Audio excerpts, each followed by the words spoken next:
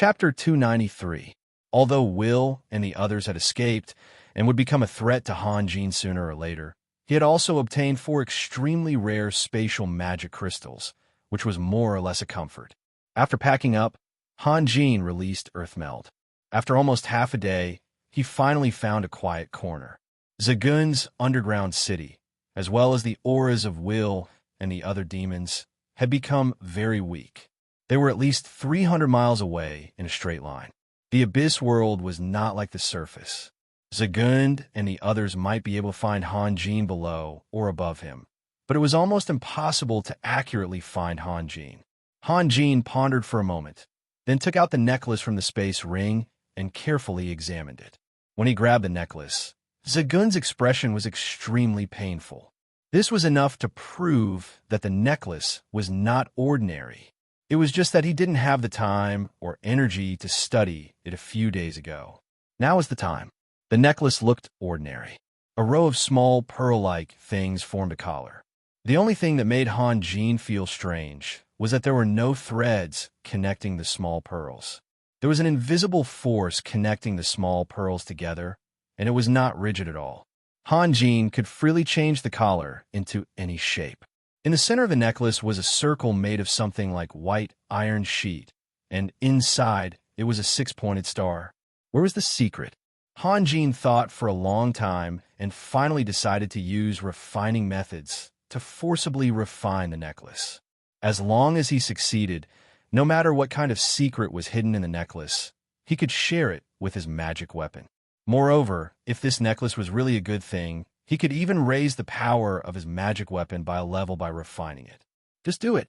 Han Jin took a deep breath and began to meditate with his eyes closed. A moment later, he slowly opened his eyes again. His right hand quickly formed a series of incantation gestures, and the 3 true flames of Samadhi were released, firmly wrapping the necklace inside.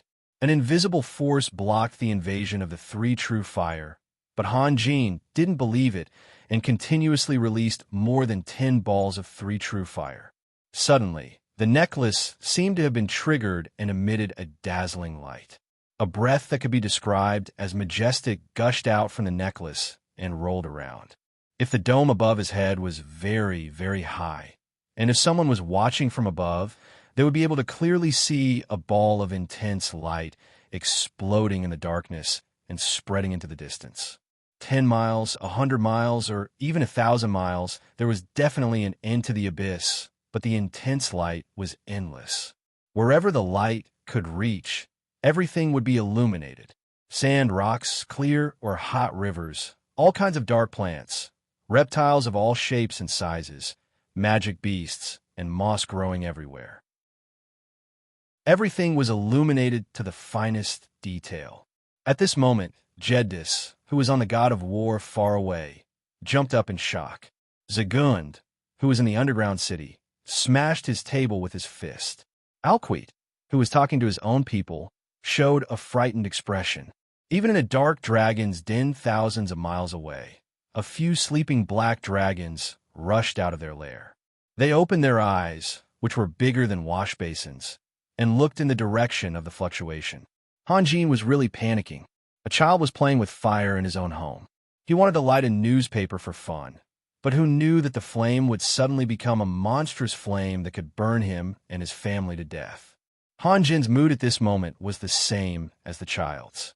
There was no time to think. Han Jin fiercely bit the tip of his tongue and spat out a mouthful of blood onto the floating necklace. Heart-connecting tongue. For cultivator, using one's own blood to forcibly refine a magical weapon was an extremely dangerous refining method. It was a refining method that should not be used unless it was absolutely necessary. Of course, there must be an irreplaceable reason for its existence. This method was very domineering. As long as it was successful, it would allow a cultivator to have a magical weapon that far exceeded their own strength. Moreover, it would be able to communicate with their minds and use it freely. It could even be blended into one and live and die together. If Han Jin had known that the glorious pendant was a long-lost magical weapon, he would not have been so rash. Just like how he would not absorb the devil's magic crystal now, He would not have tried it until his strength had reached a certain level where he could be absolutely sure that nothing would go wrong. Although Han Jin had repeatedly challenged danger, he was a cautious person in his bones. Blood sprayed onto the necklace. The light suddenly dimmed for a moment before it bloomed again. Han Jin was even more anxious. He was going all out. If he used the ground-burrowing technique to escape now, he would be able to save his life. The problem was that the majestic aura that was wildly surging out was enough to prove that this necklace was an extremely precious magical weapon. He really could not bear to give it up. If an honest person was truly enraged to the extreme, the consequences would definitely be very frightening. However, if a cautious person decided to stake everything on a single throw, he would definitely go all out. Han Jin activated his vital energy and spat out mouthful after mouthful of blood onto the necklace. He even felt that it was not enough and bit the tip of his tongue again. Han Jin was not only using his blood. Every mouthful of blood contained a large amount of vital energy. He was anxious to break through the barrier. Otherwise, even if the exploded necklace did not take his life, the abyssal races that were attracted to it would not let him go.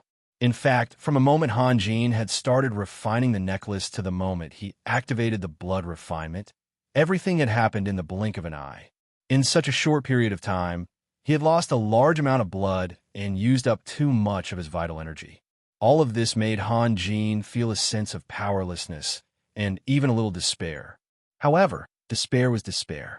He did not stop his actions from beginning to end. Mouthful after mouthful of blood continued to spurt out, as if it was not blood but worthless water. Suddenly, a faint sound of music came from the necklace.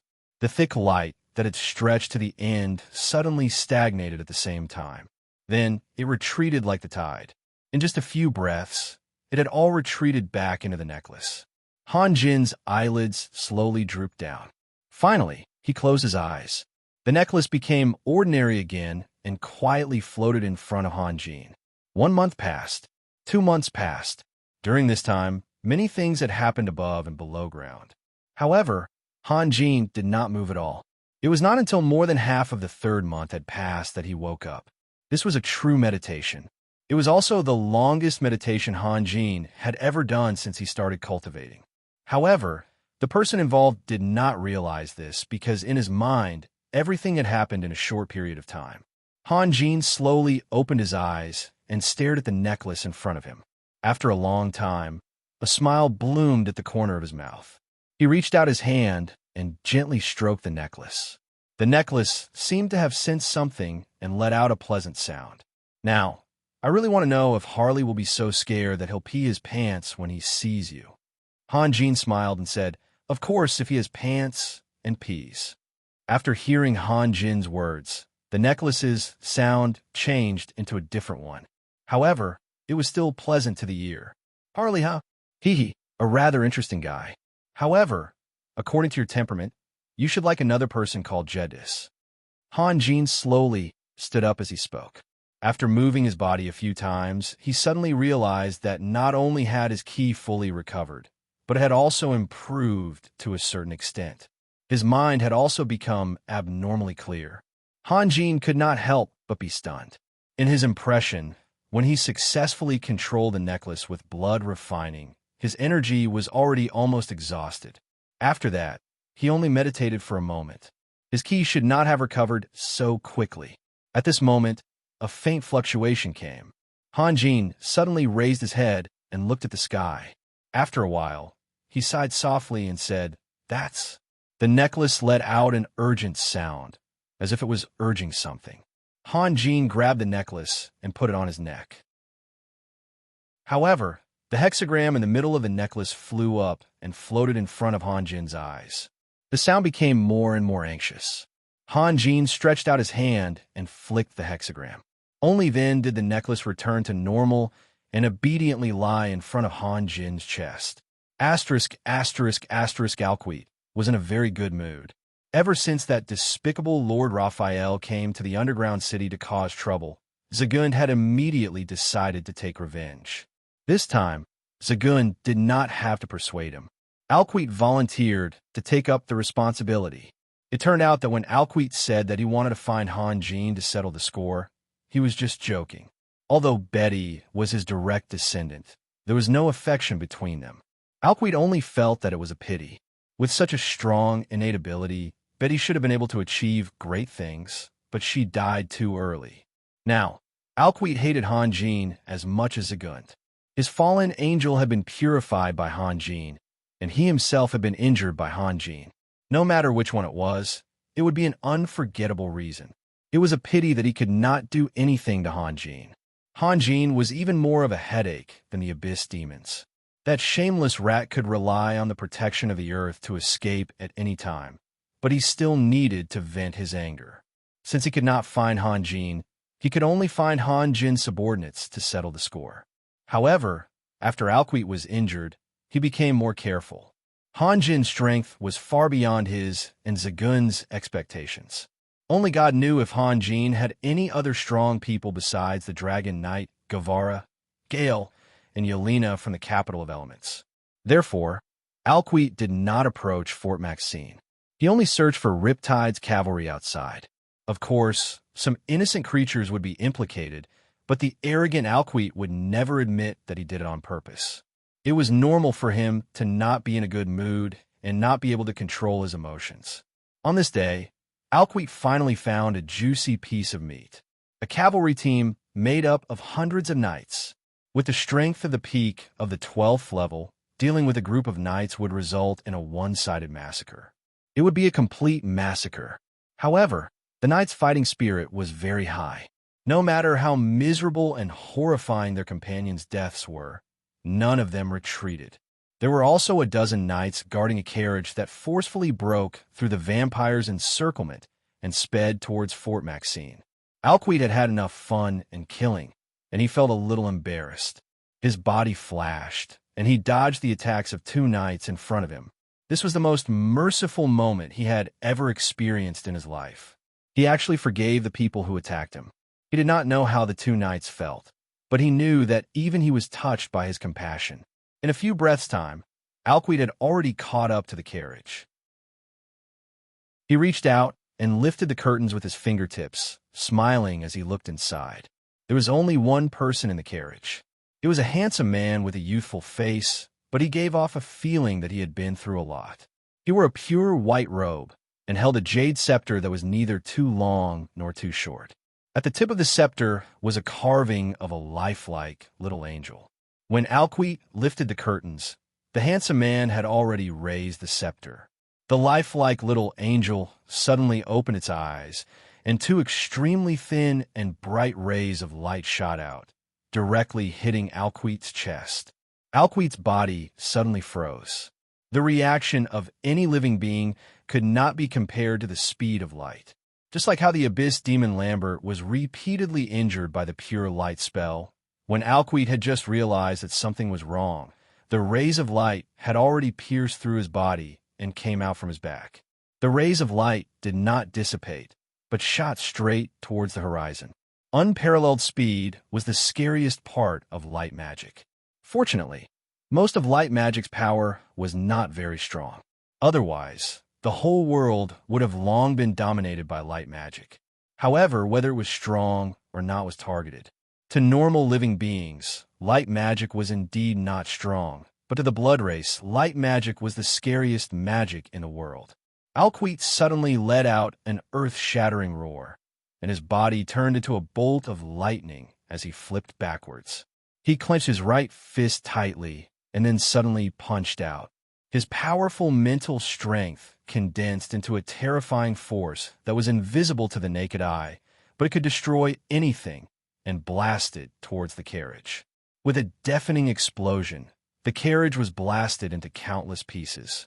The four fine horses that were pulling the carriage were also caught in the crossfire, and were minced into pieces by the force of Alquist's fist. Even the night guards near the carriage were thrown off their feet. Some were even blown more than 10 meters away by the shockwave, and rolled several times on the ground before they could barely stabilize themselves. In the original position of the carriage, an irregularly shaped hole appeared. It was not very deep, and the deepest part was no more than a meter deep. Jed stood in the middle of the hole, and a faint curtain of light firmly enveloped him. However, at the moment, Jed seemed to be in a sorry state. Blood flowed from his nostrils and the corners of his mouth, dripping onto his white robes. There was nothing absolute in the world. The so-called absolute barrier was just the name of magic. The desperate attack of the blood race's ancestor, Alquid, was infinitely close to the laws of power of this world. The absolute barrier finally showed its weak side. Nicholas, who had suddenly attacked, did not take Jed's absolute barrier seriously at all. Whether it was combat energy or magic, there was a limit to it. Nicholas, who looked down on the world and was insufferably arrogant, also had his own fears. Alquid froze in the air, staring at Jed's. Then, he once again let out an earth-shattering roar. Jed's had already raised his scepter, but suddenly showed a pained expression. His eyes were confused, and the hand holding the scepter trembled violently. At that moment, a faint shadow flashed in front of Alquid and then shot towards the ground. In the blink of an eye, it disappeared without a trace, as if it had never appeared. Alquid's roar came to an abrupt end. He held his throat tightly with both hands. There was a deep wound there, so deep that the bone could be seen. Blood flowed out like a fountain. Hanjin's power structure was very different from other lords. For example, Zagund and Dismark were completely centered around one person. If Zagund and Dismark were not there, then nothing could be done. Hanjin, on the other hand, was not interested in power. He had embarked on the path of hegemony only to seize resources and pave the way for his own cultivation. The administrative and military affairs of the territory were originally managed by others. Moreover, he had gathered many strong people around him. Even if he was not there, the others would have enough ability to adapt. This time, Jed's was in charge, and Major Domo Gale was in charge of assisting. Guevara and the others had to stay in Fort Maxine to guard against the abyssal demons that had yet to appear. With the two strong people working together, Alquid, who had smelled blood and rushed over excitedly, was caught off guard and suffered a blow to his head. Jed's eyes had already regained their calmness, and he began to chant an incantation in an elegant tone. The scepter in his hand suddenly lit up, and waves of condensed light spread out in all directions with his body as the center.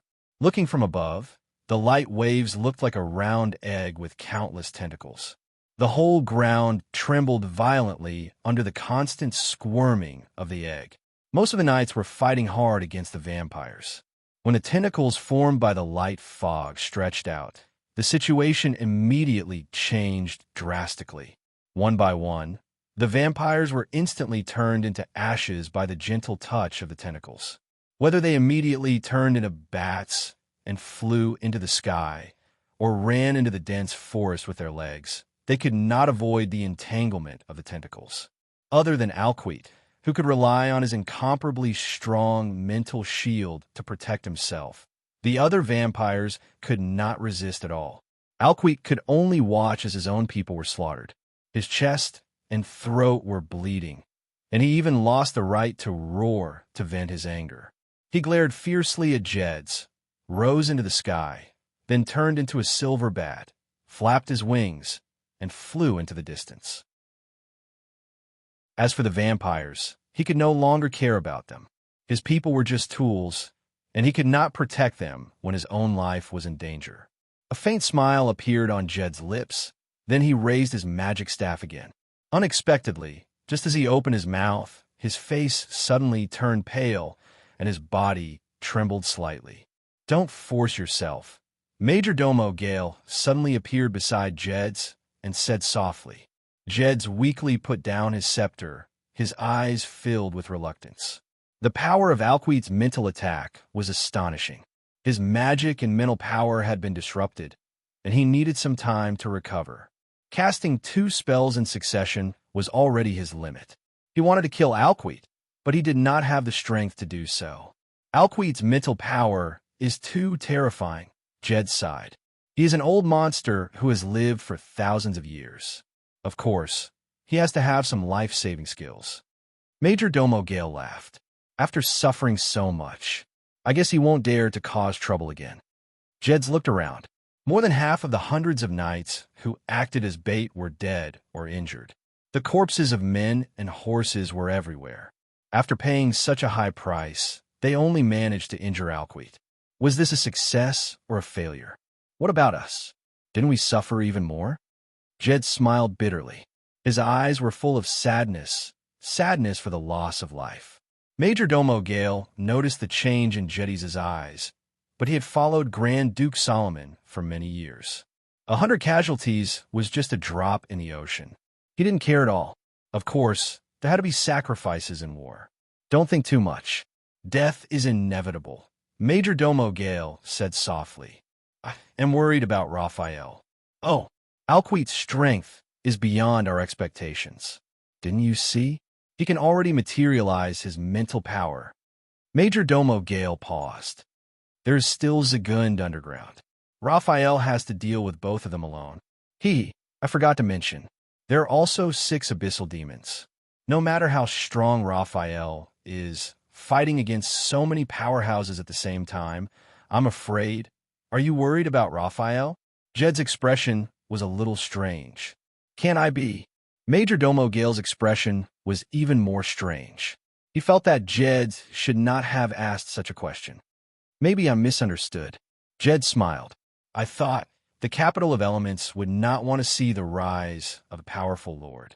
Major Domo Gale fell into silence. After a long while, he slowly said, You have indeed misunderstood. The Grand Duke once told me that after 100 years, no matter who he passes the position to, the decline of the capital of elements is inevitable. Why do you say that? Jed asked in surprise. Do you still need to ask? Major Domo Gale revealed a helpless and bleak smile. Thinking about it, when Grand Duke Solomon said these words, his mood couldn't have been any better. Jed did not speak. He had met Yelena's second brother. Edison was indeed a good person. He was straightforward, generous, and had a kind heart.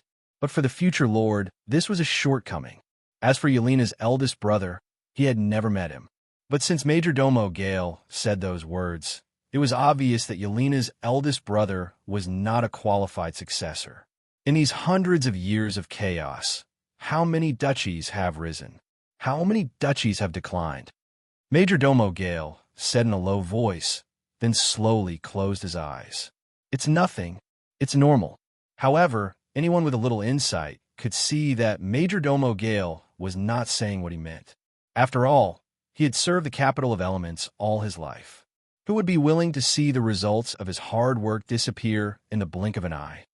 A few months ago, I heard the conversation between you and Knight Guevara. I didn't understand at that time, but now I finally understand, Jed said softly. What do you understand? Major Domo Gale asked. Yelena. Major Domo Gale paused and smiled. Let's not talk about this anymore. Let's go back. I think you should also rest. Okay. Jed's glance around again and suddenly said, Actually, I'm not worried about Raphael at all. Really? Of course it's true. Jed smiled. If it were you, would you vent your anger on innocent people like Alquite? Major Domo Gale thought for a moment and shook his head. No, the strong had their own dignity. Just like a lion would not bare its fangs to an ant, he could attack, but the enemy must have a certain amount of weight.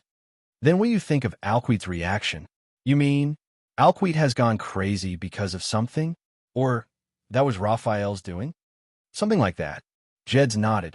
Also, the Abyss Demon who should have shown up has not done anything. I'm really curious. What did Raphael do?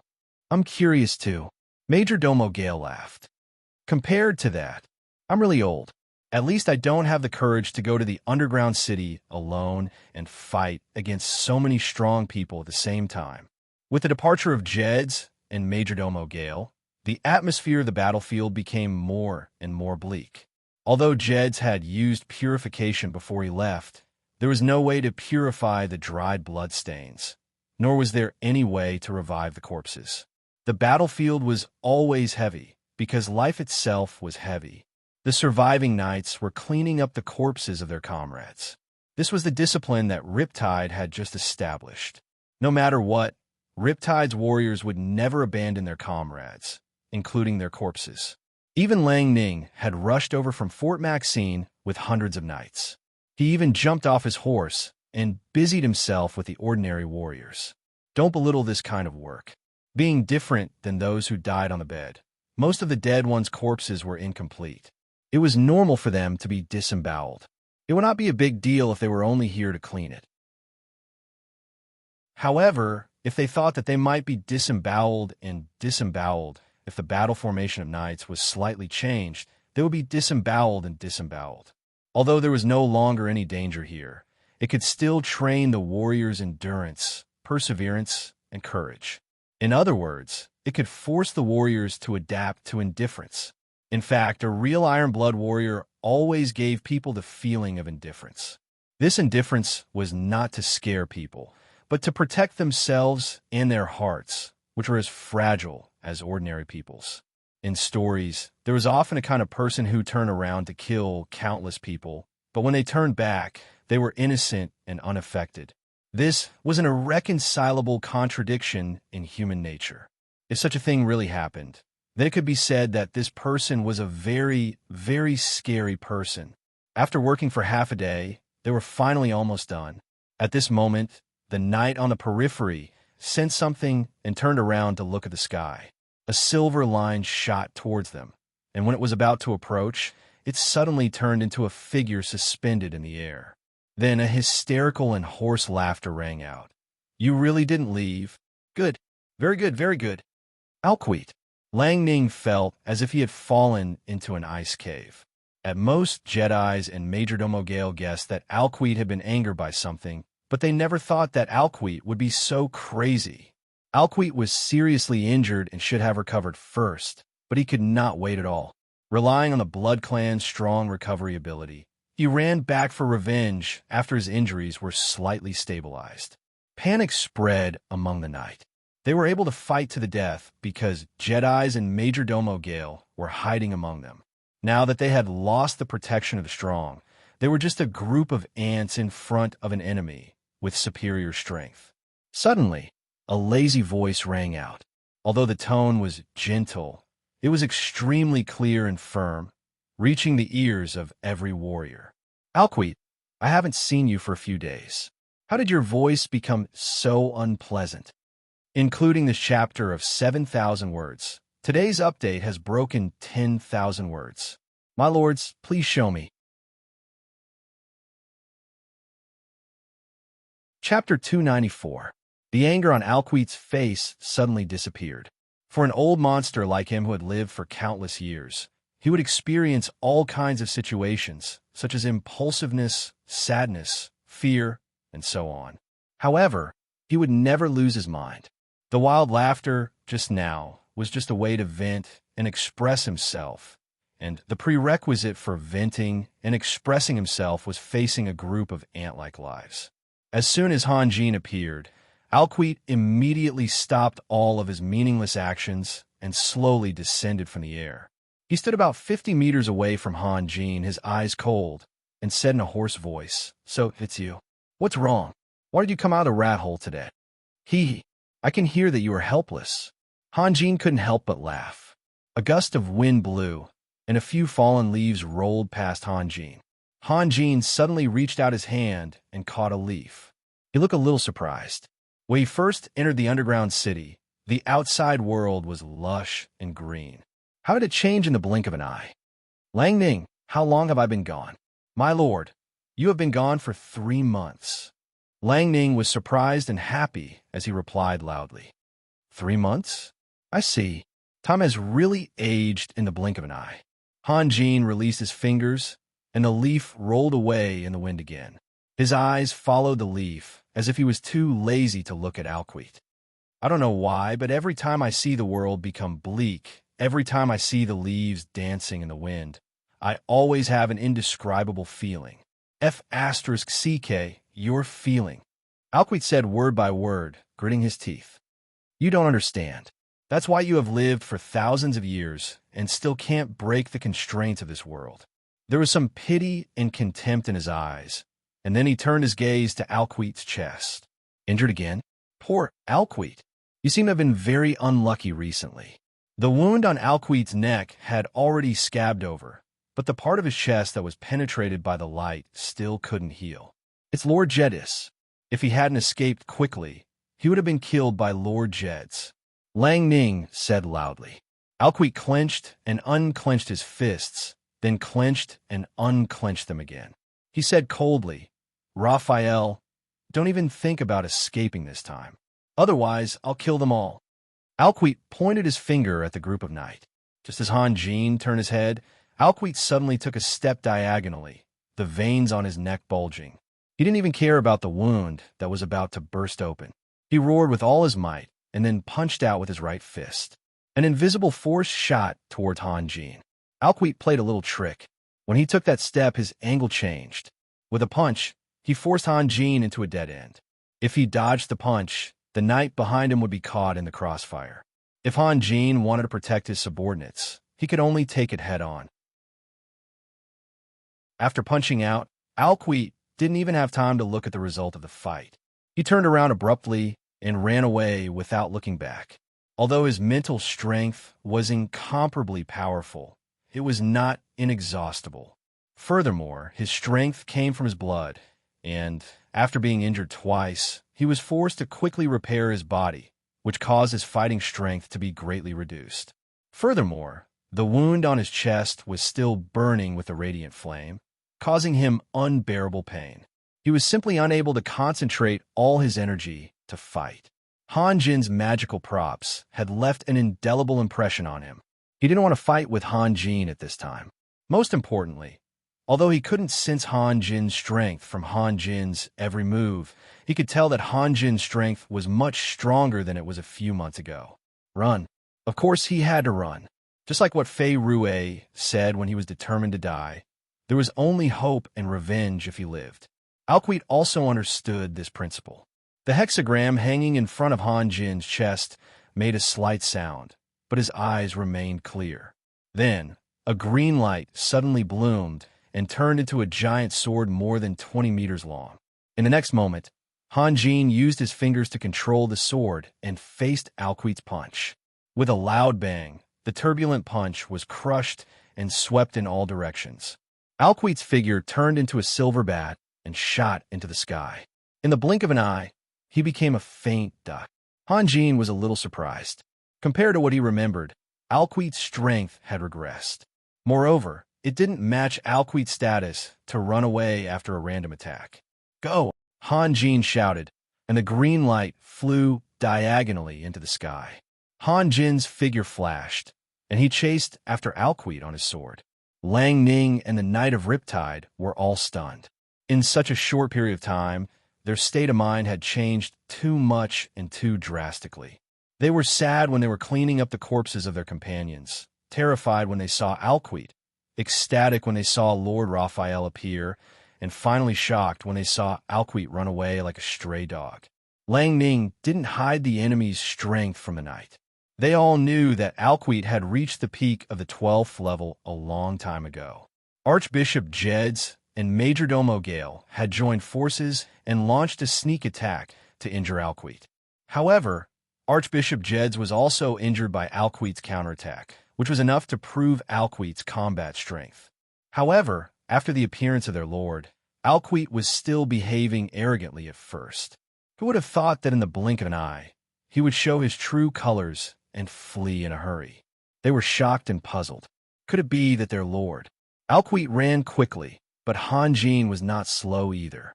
The earth, mountains, and rivers quickly passed under their bodies. In the blink of an eye, they had stepped out of the range of Fort Maxine. Alquite flapped his wings with all his might. When he decided to bring his people to the surface to expand his power, he never thought that he would be in such a sorry state one day. For a long time, he had lived in endless respect and reverence. Because he had lived for a long time, his ancestors were very clear about the position of the blood race in the abyss.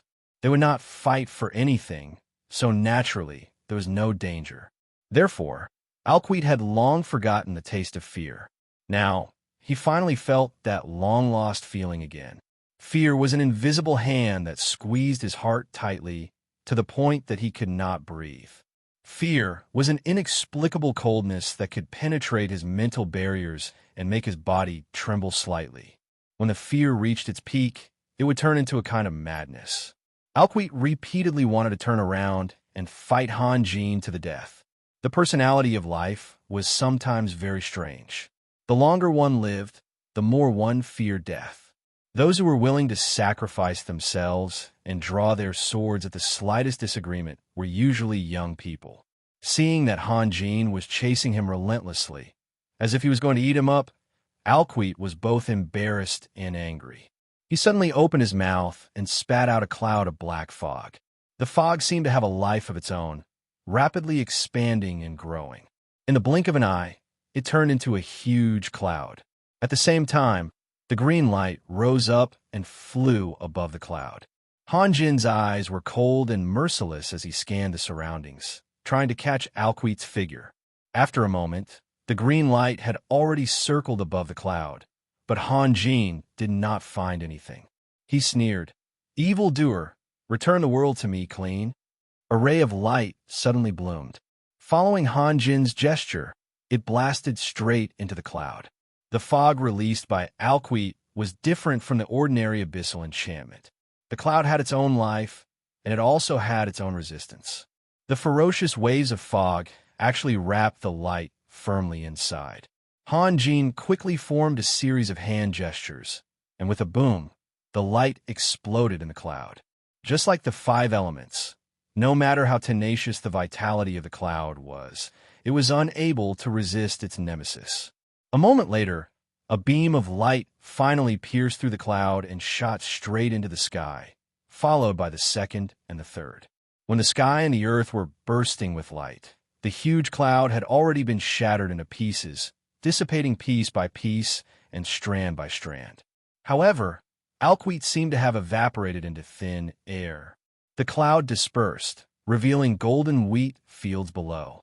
Dozens of figures could also be faintly seen.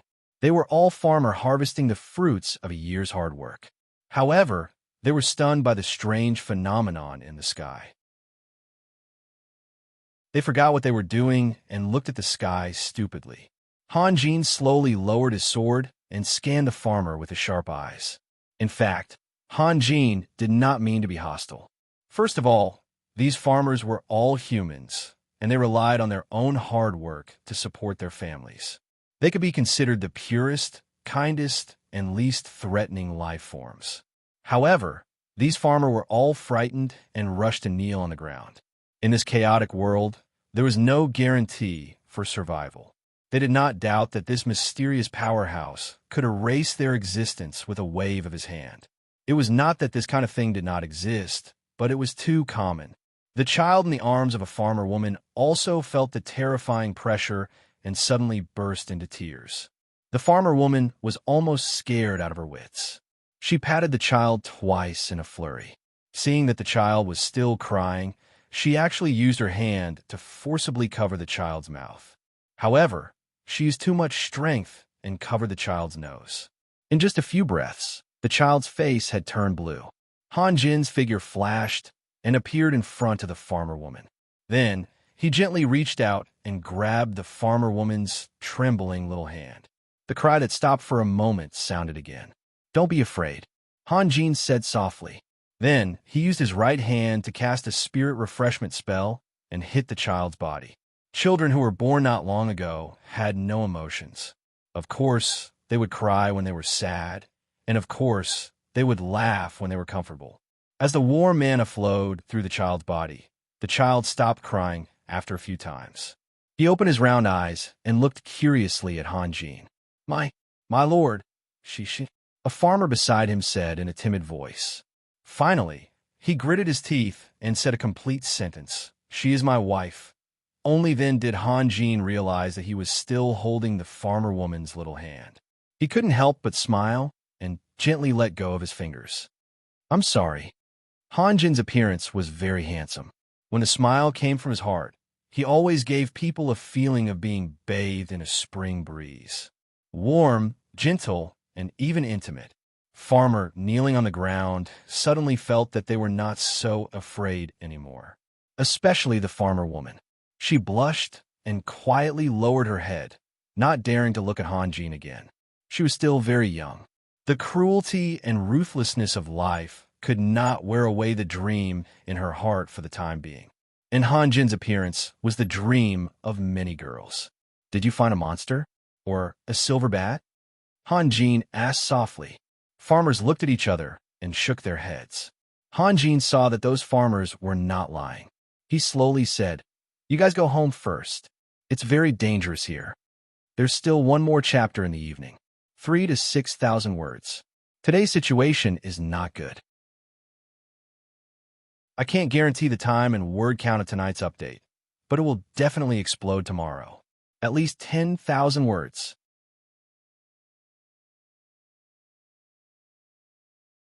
Chapter 295. As the red sun set in the west, the sky grew darker and darker. Han Jin stood like a nail in the wheat field, searching for Alquite's tracks. After refining the necklace, his mind became abnormally clear, and his divine sense was also slowly growing. As long as there was any movement around him, it would not escape his senses. After an unknown amount of time, Han Jin was disappointed. He guessed that Alquite must have used some method that he did not understand to escape. However, Han Jin was not willing to give up just like that. He released a green glow and rode on his sword light, shooting into the distance. A few months ago, the scouts sent a report that Zagund had built a castle at the entrance of an underground city. He wanted to go there and take a look. Maybe he could intercept Alquite. With a flying sword, distance was no longer a problem for Han Jin. After about 2 hours, Han Jin found the castle that the knight mentioned. However, he did not get too close. The abyssal mages patrolling the castle saw Han Jin's sword light at the same time. Alarm bells rang, and groups of warriors rushed to the city walls, entering a state of full alert. At this moment, Han Jin was a real big shot. His specialty was spread through various channels. Just like how the Knight of Riptide was unwilling to face Alquite and Zagund directly, the abyssal mages and warriors were unwilling to fight Han Jin. That was the matter of the lords and had nothing to do with them. To put it bluntly, no one wanted to die unless there was an order from above. They had no choice but to act. After a long time, Zagund's subordinates were shouting and making a ruckus on the city walls. However, no one walked out of the castle.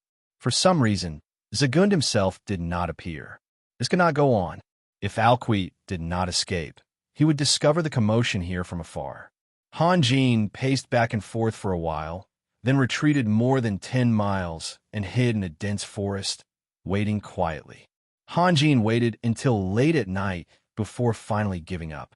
It did not matter if Alquite had escaped back to the castle or was hiding in a corner to recover.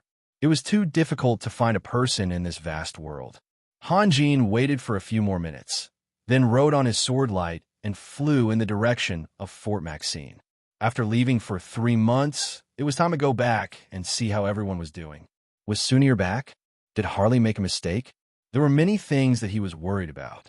Although the cruel reality made him colder and colder, there was still a place in his heart that was warm. It held his friends, those who had helped him, those who relied on him, and those who were his subordinates. On the way here, in order to catch up with Alquite, Han Jin's speed had been very fast. On the way back, he was eager to return home, so his speed was not slow either. After an unknown amount of time, Han Jin's attention was attracted by a burning flame on the plain. The green ray changed direction and flew diagonally. Han Jin did not want to be a busybody. He only wanted to see what was going on. It was a small village that was burning. The fire must have been burning for a long time, because the houses in the village had been reduced to ruins. Han Jin looked around and did not find any living people. He continued to fly forward on his sword light. Just as he was about to fly past the village, the green ray suddenly stopped. The next moment, the green ray circled half a circle and flew back. Han Jin jumped off the green ray and landed steadily beside a well. This well was in the middle of the village and was obviously shared by the entire village. In his previous world, wells were not rare, but here it was already good enough for the poor to gather the strength of the entire village to dig a well. Some villages even had to go to the river to get water to drink. A woman was lying on the edge of the well, one hand holding the rope. There were two deep bloody holes behind her neck. She must have been attacked when she was fetching water. Han Jin slowly reached out and turned the woman over. Yes, this was the peasant woman he saw at dusk, but her face was pale and she was thinner than at dusk. Han Jin bent down and turned the woman over again. He stared at the two deep bloody holes. After a while, he slowly stood up and walked along the village road. Other than the occasional crackling of the fire, the village was very quiet. You really make me speechless. Han Jin laughed, but there was no smile in his eyes. Alquite, I've seen through you. Without a brave heart, what's the use of your strength? Lang Ning had become the center of everyone's attention. Although he was the commander of Riptide, on the god of war, Guevara, Jedis, Majordomo Gale, and the others were either powerful or had high status. Lang Ning never dared to put on the airs of a commander here. In fact, he had always kept a low profile, but today's situation was a little special. And then, Yelena asked, blinking. And then, Lang Ning smiled bitterly. Miss Yelena, I've already told you once, and then Alquite ran away without looking back. I think he was scared out of his wits by Lord Raphael. Say it again, Morrison said with a smile. Say what? Lang Ning asked, stunned. Just now the last sentence. I said, Alquite was scared out of his wits by Lord Raphael. Not bad, not bad. I like this sentence, it feels great. If Raphael was replaced by Morrison's, it would feel better, right? Leger suddenly said. Morrison's was still immersed in the mood of Han Jin, retreating with a smile. When he heard this, he couldn't help but laugh. Of course. Morrison's, Sasu said in a serious tone. What's wrong? Did you steal wine again today? You. Morrison's took out a small notebook. Do you know who wrote this? Let me tell you, sooner or later. Okay. Why are you three quarreling for no reason? Yelena interrupted Morrison's ideal confession and walked slowly to the side of the ship. It's so late. You should be back soon. In the underground city, there must have been a lot of stories, Guevara said with a smile. Otherwise, with Alquite's strength, he wouldn't have done such a shameful thing. It's unbelievable, Jedi said with a sigh. Jedis sighed. Light magic was able to completely suppress vampires, yet he was still injured by Alquite despite his successful sneak attack. From this, it could be seen how terrifying Alquite's strength was. However, Alquite didn't dare to face Han Jin. Jedis knew that Han Jin was also very strong, but he shouldn't be this strong. In my life, I have seen many young people. Majordomo Gale said slowly. Raphael is the best. He is smart, kind, emotional, and responsible. For example, this time, he chose to go to the underground city alone and shoulder all the heavy responsibilities by himself. That's why we have a mood and time to drink and chat here. Young people like him are too rare. Miss, you see, am I right? Yelena looked thoughtful, then nodded. He is indeed amazing. Jedi smiled faintly, then turned his gaze elsewhere. He didn't want to be involved in this kind of thing. Guevara was stunned.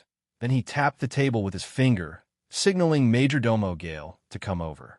He lowered his voice and said, Majordomo Gale, what you're doing is a little inappropriate, right? Knight Guevara, I think you know better than me that the Bite Man is not safe now. Majordomo Gale said with a smile. If we can get the support of Grand Duke Solomon, everything will be different. Of course I know better than you, including Raphael's personality, Guevara said calmly. He and Sunir have been together for more than 2 years and have a deep relationship. If you really want to stir up trouble, be careful. Don't shoot yourself in the foot. You misunderstood me. I just want to give the young people another choice. Stir up trouble. Am I such a stupid person in your eyes? Majordomo Gale narrowed his eyes slightly. Deep relationship. Knight Guevara, nothing in this world will never change. You see, your power is gradually fading, and my body is slowly aging. More than 30 years ago, Grand Duke Solomon, known as the light of magic on the continent, began to build his first army. Now, young Raphael has attracted the attention of the surrounding lords, and the glorious capital of elements is ushering in its sunset. Look at the sky again, how bright the stars are. What about tomorrow? Maybe the sky will be full of dark clouds. In another month, snowflakes will fall from the sky and turn the ground under our feet into an ice field. Then, in a few months, spring will return, and the whole world will be full of vitality again. Guevara didn't refute. He just looked at Majordomo Gale quietly. Night, Guevara. Nothing will never change.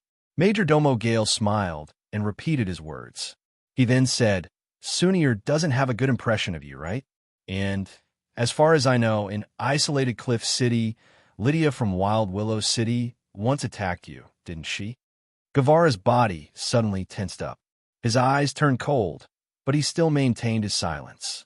I understand. You have been hiding this from Raphael all this time because you don't want to trouble him, but you really can't think of it? His troubles will come sooner or later. Majordomo Gale spat out the last few words word by word. You can make Sunir no longer hate you, but you can't make all the elves forgive you. After all, the Silver Pegasus army was destroyed by your hands. The coldness in Guevara's eyes gradually disappeared and was replaced by deep sorrow. However, he didn't bother to refute anything. If the elves had enough reason to hate him, then the Silver Pegasus army had attacked dozens of cities and killed his family. Who should he blame for his hatred? Night, Guevara. Actually, there's no need to argue between us. Or, there's no need to be unhappy because of Sunir. Majordomo Gale said slowly. How about this? We will listen to the choice of fate. Ever since Majordomo Gale had found Yelena, he had rarely expressed any opinions.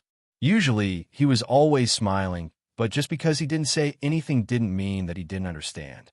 As Grand Duke Solomon's right-hand man, he was no worse than anyone here.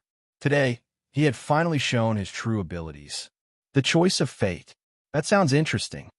Guevara calmed himself down and smiled faintly. I guess.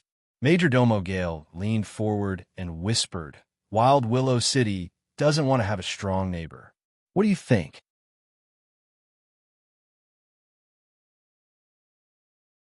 Chapter 296. Harley was leisurely leaning on the chair. The so-called leisurely feeling was reflected from the unknown song. Just by looking at his skull, even a perceptive person would not be able to determine Harley's mood. Suddenly, Harley was bounced up by a force. He couldn't help but let out a strange cry. He turned around and saw a smiling Han Jin occupying his chair. Of course, that chair was originally Han Jin's. Master, you're back, Harley shouted. Harley's shout attracted everyone's attention. When they saw that was Han Jin, everyone stood up at the same time and walked toward Han Jin. It seems that everyone is in a good mood.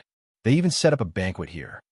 Han Jin looked around and saw a huge bed on the left side of the ship. The female Titan was sitting on it. Oh, they even opened a hotel. It was a bit stuffy down there, so I asked them to bring up the tables and chairs. Guevara smiled and glanced at the female Titan. As for this honorable Miss Dominique, because the space below is too small for her, I had to make do with her for now. Han Jin's lonely chair seemed a bit out of place when setting up a banquet on the deck. However, he was not a person who liked to monopolize power. The only chair he had was just to set up the relic, so he didn't care about this at all. Raphael, tell us, what did you do? Yelena grabbed Han Jin's arm and asked anxiously. Aside from the dazzling halo, Yelena was also a girl with her own curiosity, interests, and dreams. Han Jin paused. He didn't want to talk about those things in front of everyone. Yes, tell us. Why did Alquite run away as soon as he saw you? Leger continued. Han Jin looked around and found that everyone was staring at him, including Guevara and Majordomo Gale. Even Jeds, who was always calm and collected, was interested in this topic. Even the female Titan named Dominique came over. Han Jin knew that if he didn't say it now, he would have to answer them separately later, and who knew how many times he would have to repeat himself. He coughed dryly and said, I didn't do anything. First, I angered Zagund. I wanted to test his true strength. If Zagund turns into a Leakin, it means that you have succeeded, Guevara said slowly. He did turn into a wolf. Han Jin smiled. He wasn't good-looking to begin with, and after he turned into a wolf, he became even uglier. You think everyone can compare to you? Guevara laughed. Every time Zagund was mentioned, Guevara would lose control. If someone insulted or mocked Zagund, he would become very happy. If someone praised Zagund, he would definitely get angry, really angry. And then? Then you found Zagund's fatal weakness? Sasu asked. Zagund is not a fool, and I am not a legendary hero. How can I find his weakness at a glance? Hanjin didn't know whether to laugh or cry. Sasu was good in other aspects, but because he loved to sing legendary poems, he was always paranoid. And then, did you have a conflict with Alquite? Yelena continued to ask. Yes. Hanjin nodded. When he mentioned Alquite, his eyes were filled with undisguised contempt. Alquite was the most powerful among all the top-grade and super-grade powerhouses he had met, but he was also the one he looked down upon the most. He only dared to vent his anger on innocent people, which was a tragedy in and of itself. I slashed his head with my sword, but that old monster spirit barrier is indeed very strong, and his head is also quite hard. I used all my strength, but I only managed to injure him. Hanjin nodded his head. Guevara and the others all caught the contempt in Hanjin's eyes, and they couldn't help but become serious at the same time. They also misunderstood the main point of Hanjin's words. You only managed to injure him. Hanjin seemed to be implying that he had never used all his strength in previous battles. Even Guevara was shocked. When did Raphael become so powerful? Sure enough, Yelena said with a smile. No wonder he ran away as soon as he saw you. Yes, I seem to be stronger than a few months ago. If I were to slash him again, I would definitely cut Alquite's head in half. Hanjin said in a joking tone. I heard that vampires have strong recovery abilities. You can't recover after you cut off your head, right? His strength seems to be stronger than a few months ago. This sentence sounded straightforward, but the meaning behind it wasn't simple at all. People like Majordomo Gale and Jeddis, who had rich experience, liked to think deeper when they encountered problems. It was precisely because of this that they were able to stand at the top. Sometimes, strength alone wasn't enough. Also, the 7 Whip brothers have not come yet. You must have done something to them, right? Yelena asked. Hanjin smiled and took out 2 magic crystals from his space ring, placing them in Yelena's palm. This magic crystal is Saliv's, and that one is my harvest. Huh, you killed another abyssal demon. Yelena could not help but cheer. Then Hanjin took out another space magic crystal and gave it to Yelena again. Wow, you actually... Yelena's voice was trembling. She had wanted Saliv's magic crystal very much, but Hanjin said that he had a use for it.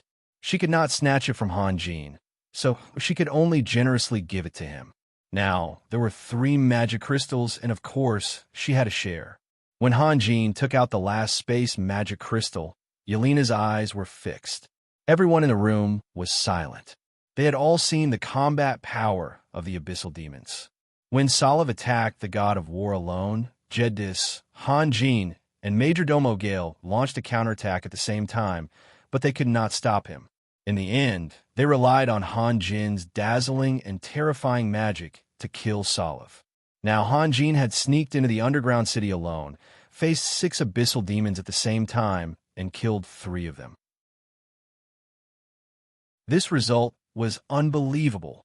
It's a pity that the 7 White brothers should change their names. Hanjin laughed and said, even if they were split in half, they would not be able to make 7. Jeddis' eyes were full of splendor.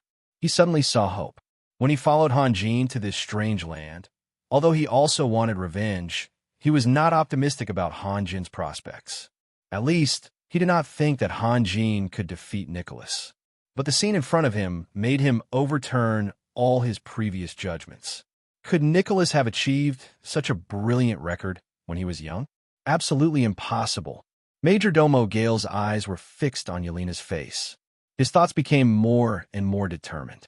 As long as the 2 of them could be together, even if he had to tie Yelena up and throw her into Hanjin's bed, he would do it. At this moment, Yelena's will was no longer important. She did not do it simply because she did not want to and did not want to anger Hanjin. Majordomo Gale had a strong utilitarian heart. On the other hand, if he was not utilitarian, he would not have become Grand Duke Solomon's right-hand man. Yes, he had watched Yelena grow up. Among the several children of Grand Duke Solomon, he liked Yelena the most. Usually, when Grand Duke Solomon was busy with political affairs, Majordomo Gale would always perform the duties of a father. But this could not change his decision. Moreover, he believed that by choosing Hanjin, Yelena would definitely have a brilliant future, and it was also good for Yelena. As for love, Majordomo Gale had always scoffed at it. It was just a momentary confusion of young people. How did you do it? Yelena asked the question that was on everyone's mind. Everyone wanted to know the process. This is not something that can be explained in a few words. Hanjin's eyes fell on Guevara, and then he changed the topic. You don't seem to be in a good mood. It's nothing. Guevara smiled.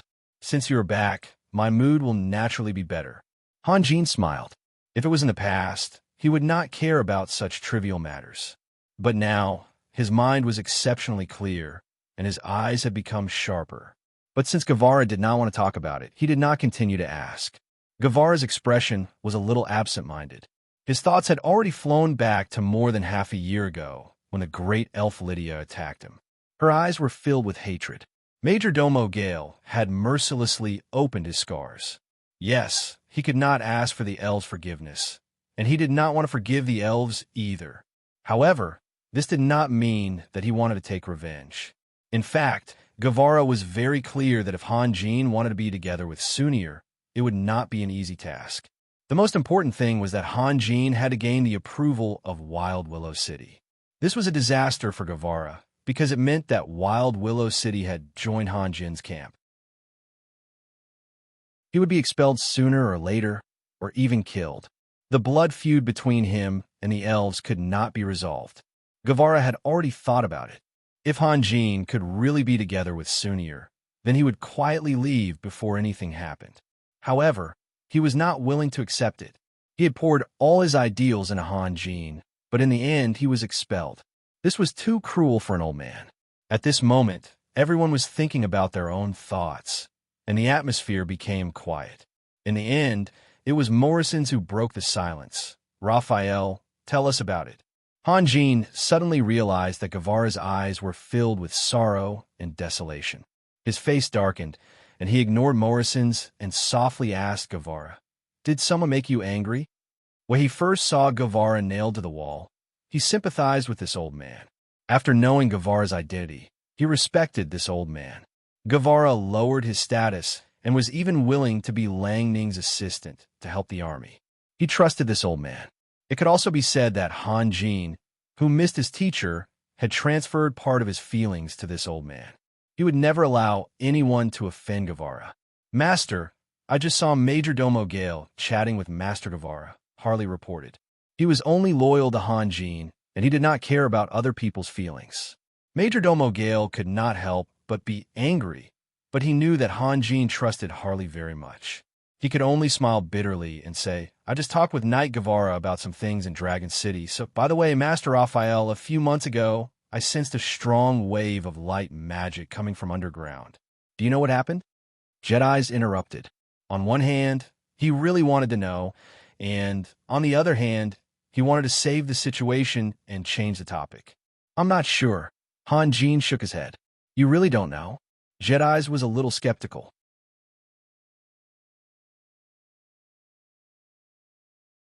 Chapter 297. Although Wild Willow City couldn't be considered tall from the outside, it was definitely the most vibrant city on the continent. Dense emerald green vines covered the entire city wall, to the point that the bricks below couldn't be seen. Thus, there were always people who mistakenly thought that this city wall was a miracle created by the elves using a secret technique. Hundreds of years of fighting and killing didn't leave any traces on these tender vines. On the contrary, they seemed to be even more vibrant. Only the former invaders knew how terrifying it was when these vines waved their arms. Not far from Wild Willow City, Sunir stared blankly at the green barrier in front of her. In her childhood memories, The elves relied on this indestructible wall of life to defend against countless enemy attacks. Unless the tree of life withered, these green vines would have endless vitality. No matter how strong the enemy was, they could only stop in front of these seemingly weak creatures. The tree of life propped up the sky of Wild Willow City, and these vines were the tentacles of the tree of life. Every elf who grew up in Wild Willow City, even after hundreds and thousands of years, would still remember this side of emerald green that could never be erased. Sunir looked into the distance. That person was still fighting for his life in the dark underground city. He was always like this, taking on the most dangerous missions while she could only watch from afar, unable to do anything. Sunir believed that in terms of speed of improvement, she was already one of the best among the elves. However, compared to that man, she had unknowingly been left behind by a large distance. Sunir's lips curved into a smile. She really couldn't help but feel proud of him. This kind of man, she was afraid that she wouldn't be able to find another one like him in the entire continent. Thinking about this, Sunir couldn't help but feel a trace of sweetness in her heart. However, in the next moment, when she thought about what she was about to face, Sunir's mood immediately fell. Her mouth was filled with bitterness. Test? Was she really at the age to accept the test? Sunir knew in her heart that the first elder probably knew about the matter between her and Han Jin, so he came up with this excuse to let her return. Previously, Sunir had been delaying because she knew that with her status, even if the first elder tried to stop her, he wouldn't really do anything to her. However, when she saw Han Jin's lonely figure walking towards the unknown danger, Sunir had already made up her mind. I don't want to be the woman behind you.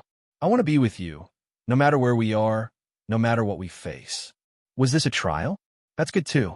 If I don't do this, how can I improve my strength as quickly as possible?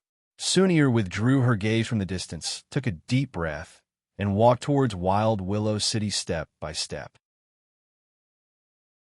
At the same time, on the city wall of Wild Willow City, a male elf suddenly opened his eyes wide, as if he had seen something unbelievable. He stretched out a hand and pointed at the city wall. His mouth was so wide open that a fist could be stuffed in. Another elf beside him noticed his companion's abnormality and patted him on the shoulder in confusion. Seth, what's wrong? Under normal circumstances, elves, regardless of gender, were very elegant and would rarely make such exaggerated movements. The elf named Seth was already incoherent. He could only point at the bottom of the city as if something strange had happened there. The elf couldn't help but look in the direction Seth was pointing. In the end, he was just like Seth, standing there with his mouth agape. After a while, he finally reacted. Sunir. Sunir is back. What? Sunir is back. That's great. Sunir is finally back. Suddenly, the city wall was in a mess. Sunir stood there for a while before someone shouted, "What are you all standing there for? Hurry up and open the city gate." A few elves rushed down the city wall in a flurry to open the gate. Sunir looked up at the elated faces of her people on the city wall and couldn't help but smile. They still hadn't changed. They were always making a fuss over small things. In the past, Sunir was just a green fruit. She didn't understand why these young elves always surrounded her and did strange things. She just watched them for fun. However, what Sunir didn't know was that her knowing smile would often make some young male elves so excited that they couldn't sleep the entire night. Now that Sunir understood, her heart was filled with Han Jin's figure. There was no room for anything else. She didn't know if it was the elves' misfortune or Han Jin's luck. When the city gate opened, Seth was the first to run out. However, when he broke through the layers of resistance and rushed to Sunir, he realized that he didn't know what to say.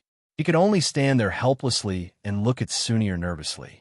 Sunir looked at her childhood playmate, and her gloomy mood eased a lot. She smiled and said, "Seth, you seem to have grown taller again." Yes. Seth rubbed the back of his head and revealed a happy yet flustered smile. "Hey, Sunir, you're finally back." Immediately, the other elves pushed Seth aside and fought to greet Sunir. Just as Sunir was feeling a little tired, a female elf in a white robe suddenly appeared on the city wall. "Sunir, the great elder is waiting for you," the female elf said. The city immediately fell silent. The elves who had been in high spirits earlier suddenly quieted down and made way for Sunir to enter the city. The great elder of the temple had a supreme position in the city. These normal elves would never be able to come into contact with such a high and mighty figure. When they heard that the great elder wanted to see Sunir, they all looked at her with envy. Sunir, who was in the center of their gazes, smiled bitterly in her heart. If she could, she would rather not see him, but that was impossible. Unless she was no longer a member of Wild Willow City, no elf could resist or even dare to resist the summons of the great elder of the temple. The temple was still the splendid and elegant building in Sunir's memories. It was as if it had gathered all the elegance of the world into one. Who knew how many elven sculptors had put in their hard work on it? Every line on the reliefs was still so vivid and lifelike. The elves were truly a harsh race, not only to others but also to themselves. Even the stone steps under Sunir's feet were carved with exquisite patterns. Who knew how much manpower and resources had been used to build this enormous temple? Sunir walked along the ancient stone steps into the depths of the temple. Bits and pieces of her childhood flashed through her mind. Sunir had grown up in this temple. Other elves didn't have such an honor. Everything was attributed to Sunir's bloodline, even though Sunir had never thought that she was any nobler than other elves. However, since the temple had made a decision, Sunir could only accept it. This seemed to have become a kind of habit for the elves. No elf had ever dared to try and resist the temple's decision. Stepping through the temple's door, an incomparably fresh aura of nature greeted her. Sunir couldn't help but be absent-minded for a moment. How long had it been since she had come into contact with this kind of aura? That kind of refreshing feeling, like a spring breeze, could only be felt in this temple. "Child, you've returned." The great elder of the temple stood up from his seat and opened his arms. It was an ordinary greeting, but it made Sunir's heart ache. Tears almost fell from her eyes, and she couldn't help but throw herself into the great elder's arms. If an elf passed by at this time, they would be extremely surprised. Although the great elder had always been kind and benevolent, he had been in a high position for a long time, so naturally there was a kind of dignity around him. It was only because Sunir had been brought up by the great elder that she dared to act so intimately. The great elder didn't seem to mind. If it were any other elf, they would have been so nervous that they wouldn't even be able to speak when facing the great elder. "It's good that you're back." The great elder gently patted Sunir's back. "Sit down, child. You must be tired from the journey." Sunir shook her head and gradually calmed down. She softly said, "I'm not tired." "Child, quickly go and rest. How can you not be tired after such a long journey?" The great elder looked at Sunir lovingly. "I'm really not tired." Sunir paused for a moment and hesitantly asked, "Great elder, you asked me to come back this time. Is it really because, at this time, two female elves wearing white robes walked into the temple and placed plates of exquisite pastries on the table?" Sunir shut her mouth. Although she was used to being casual with the great elder since she was young, it wasn't a good thing to let other elves hear the tone of doubt in her words. However, the great elder didn't seem to care. He smiled and said to the two female elves, "Our Sunir is really smart. She discovered that I was lying to her so quickly." The two female elves covered their mouths and chuckled. There was an indescribable ambiguity in their eyes when they looked at Sunir. "Little Sunir, my child, you don't mind, right?" The great elder smiled even more kindly. "Who knows? Maybe you'll thank me later?" After hearing the great elder's words, although Sunir was very puzzled, the stone in her heart was finally put down. It seemed that the great elder didn't reject the matter between her and Hanjin. Otherwise, he wouldn't be so happy with her. Once her mood improved, Sunir's mood returned to normal. It was as if she had returned to her childhood. She said with a slight pout, "Great elder, what's the matter? Hurry up and say it. Of course it's a good thing." The great elder chuckled and deliberately kept her in suspense. "Are you going to say it or not? If not, I'm going to leave." Sunir pretended to be angry and turned her body sideways. Okay, I'll say it. If you don't say it, our little Sunir will really be unhappy. It seemed that the Great Elder was in a very good mood. He even joked with Sunir in front of the other elves. Didn't you notice anything different in the city? The Great Elder asked Sunir with a smile. Different in the city? Sunir carefully thought about it. Only then did she remember that the city seemed to be a lot more lively than before. Moreover, there were blooming flowers everywhere. It was simply a sea of flowers. One had to know that although Wild Willow City was decorated with flowers all year round, it had never been so extravagant. This was because it required the energy of the Tree of Life to support it. It was just that she was worried at that time and didn't take it to heart. Now that she thought about it, it was indeed a bit strange. Sunir curiously asked, "Did something big happen in the city? It seems to me that they are celebrating something." Of course they are celebrating. This is the most important thing in the history of our Wild Willow City. The Great Elder happily said. Sunir tilted her head and thought for a moment.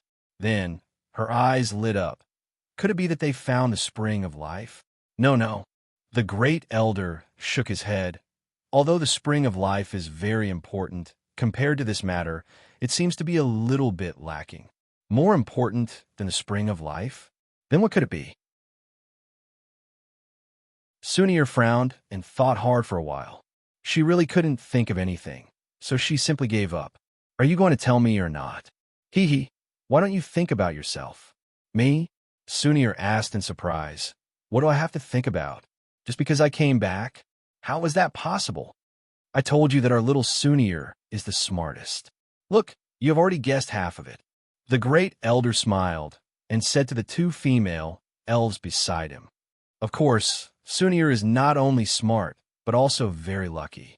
The two female elves agreed. What's going on? Sunir was very confused. Although she faintly felt that this matter was related to her, she didn't know what was going on. Do you still remember Prudence from the Southern Elven Forest? Perhaps the Great Elder felt that he had already whetted Sunir's appetite enough, so he finally began to reveal some useful information. Prudence? I remember. Of course I remember. How could Sunir not remember? He was her idol when she was young, a legendary figure among the elves. He also had the same divine bloodline as her. He was extremely powerful, handsome, graceful, and was second to none when it came to commanding troops. He was simply the synonym of perfection. It wouldn't be an exaggeration to say that he was the dream lover of thousands of elven girls. He is now in our Wild Willow City. The Great Elder threw out an earth-shattering news. He came to Wild Willow City? What is he doing here? If it was in the past, Sunir would have been overjoyed by this news. However, now that she had Hanjin, she no longer had the slightest bit of interest towards this legendary elf. Although Prudence was able to break through the barrier of the 11th step and become a 12-step powerhouse in just a few hundred years, this was indeed an amazing feat among the elves. However, compared to Hanjin, if Hanjin was given a few hundred years, Sunir couldn't imagine how powerful Hanjin would become in the end. Of course he will come, because our little Sunir is here. Me? Sunir was suddenly very surprised. How is that possible? I don't even know him. You want to know him? Isn't that simple? I will immediately call him over. If he knows that you are here, I can guarantee that he will rush over as fast as he can. The Great Elder turned his head and said to the two female elves standing on the side, You two go call Prudence over. Tell him that the person he wants to see the most has arrived. The two female elves complied, then turned around and walked out of the temple. Wait a minute. Sunir suddenly stood up. From the words of the Great Elder, she had already sensed a hint of an ominous feeling. The two female elves stopped and looked at the Great Elder with inquiring eyes. The Great Elder's gaze focused on Sunir for a moment. Then he waved his hand and dismissed the two female elves. What's wrong, my child? The Great Elder kindly asked. Can you first tell me, why did Prudence come to our Wild Willow City? The first elder calmly picked up the cup of water on the side and took a sip before saying, I'm here to marry you. Although the Great Elder's tone was still kind, His words were like thunder that exploded in Sunir's ears. Her heart suddenly sank to the bottom. This news came too suddenly, and for a moment, Sunir didn't know how to react. She just stood there blankly. My child, haven't you always dreamed of marrying a great hero since you were young? After so long, I have finally fulfilled my promise. In a younger generation, there is no one more outstanding than Prudence. The great elder said with gratification. But, I already... Sunir was so anxious that she couldn't even speak. Don't worry, child. Sit down and talk slowly. Sunir slowly sat back down on the chair, but her heart was in a mess. My child, you aren't too happy, are you? The great elder said with a smile. It's no wonder. You don't know how popular Prudence is in the elven forest. I spent a lot of effort to convince the elders of their tribe. Although I offended many elves from other tribes, for our little Sunir, it was all worth it. Sunir bit her lips and lowered her head. At this moment, she really didn't know what to say. Was she really going to reject the great elder who raised her? Sunir really couldn't open her mouth. After all, the great elder was sincerely looking out for her. However, marriage was something that Sunir absolutely couldn't accept. On one side was her lover, and on the other side was her family.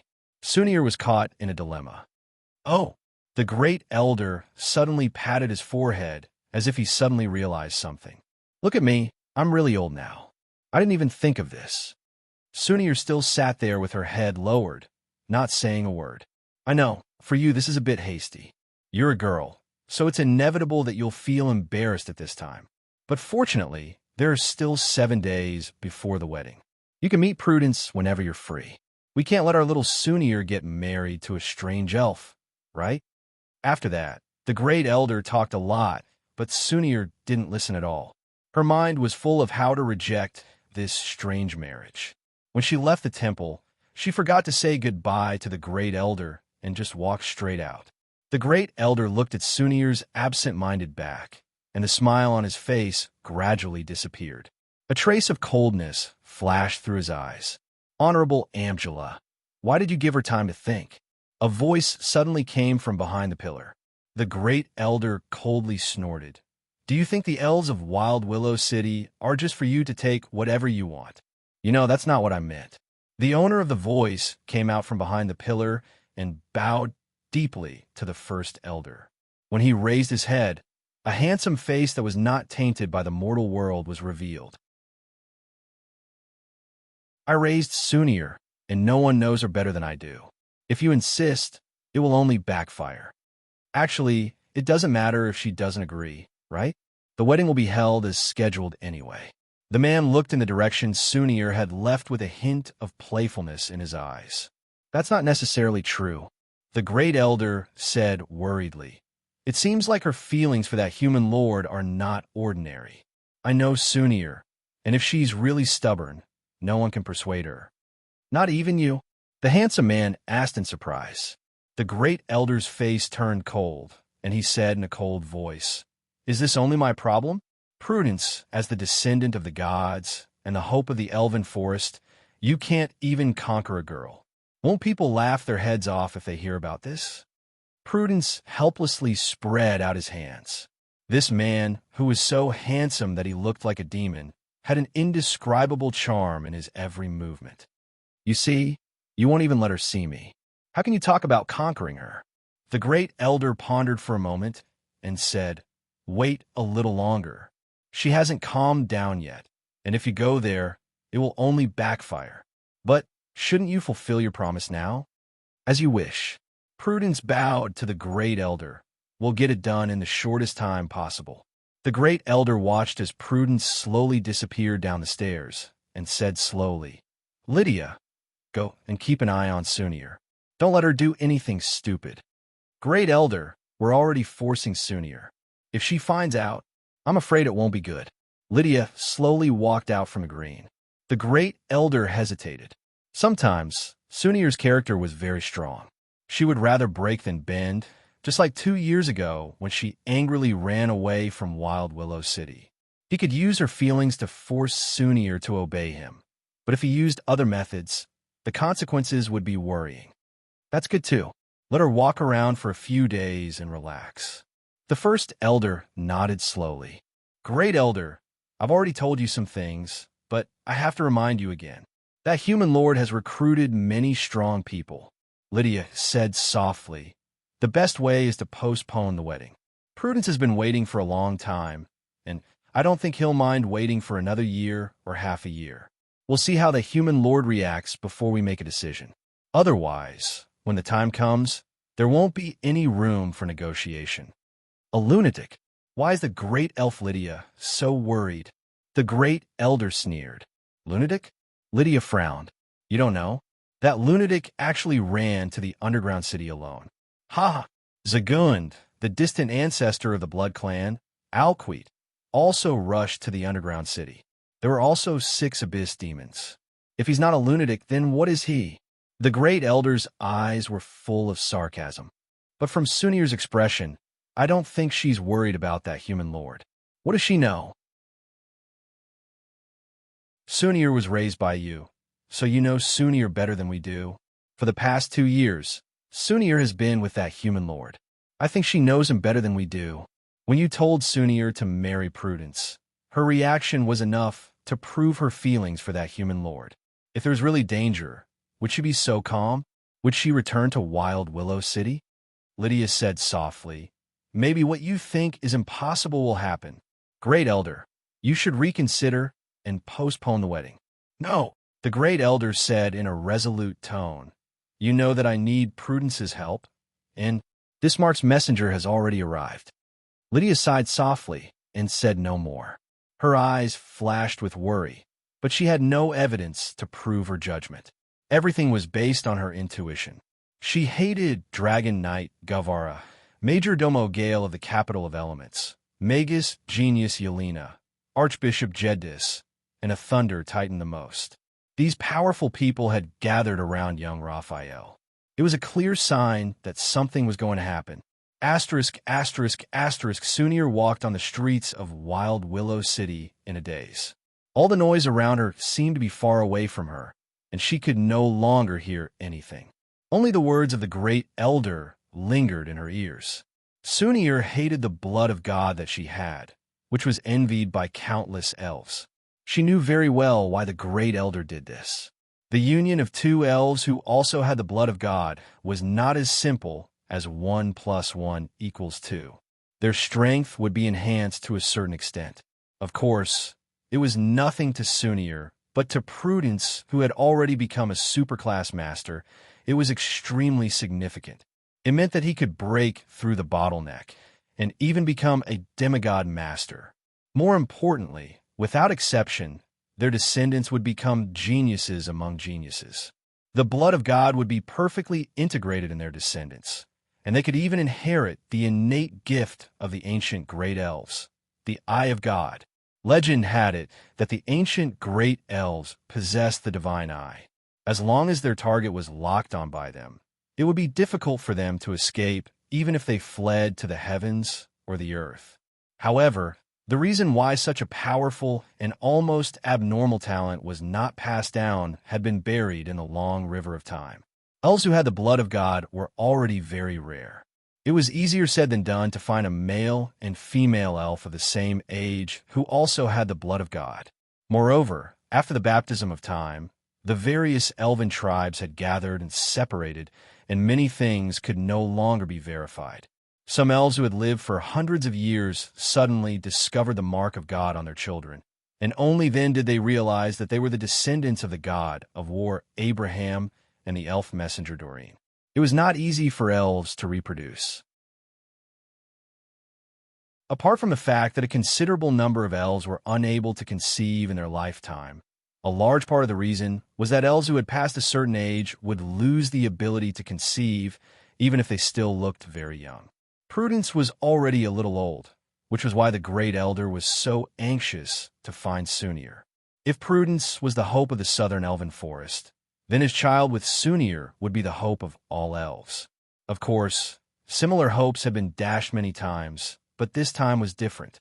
Finally, a descendant of the gods had become a superclass master. Almost all the elves believed that the union between Prudence and another descendant of the gods would fulfill the dream of the entire elven race. It was because she understood the significance of this that Sunir did not know how to reject the great elder who had cared for her since she was a child. If Sunir's life could be exchanged for the strength of the elves, then Sunir would not hesitate to die for it. However, everyone had a pure land in their hearts that could not be sullied by anything. Sunir now hoped that Hanjin would suddenly appear by her side.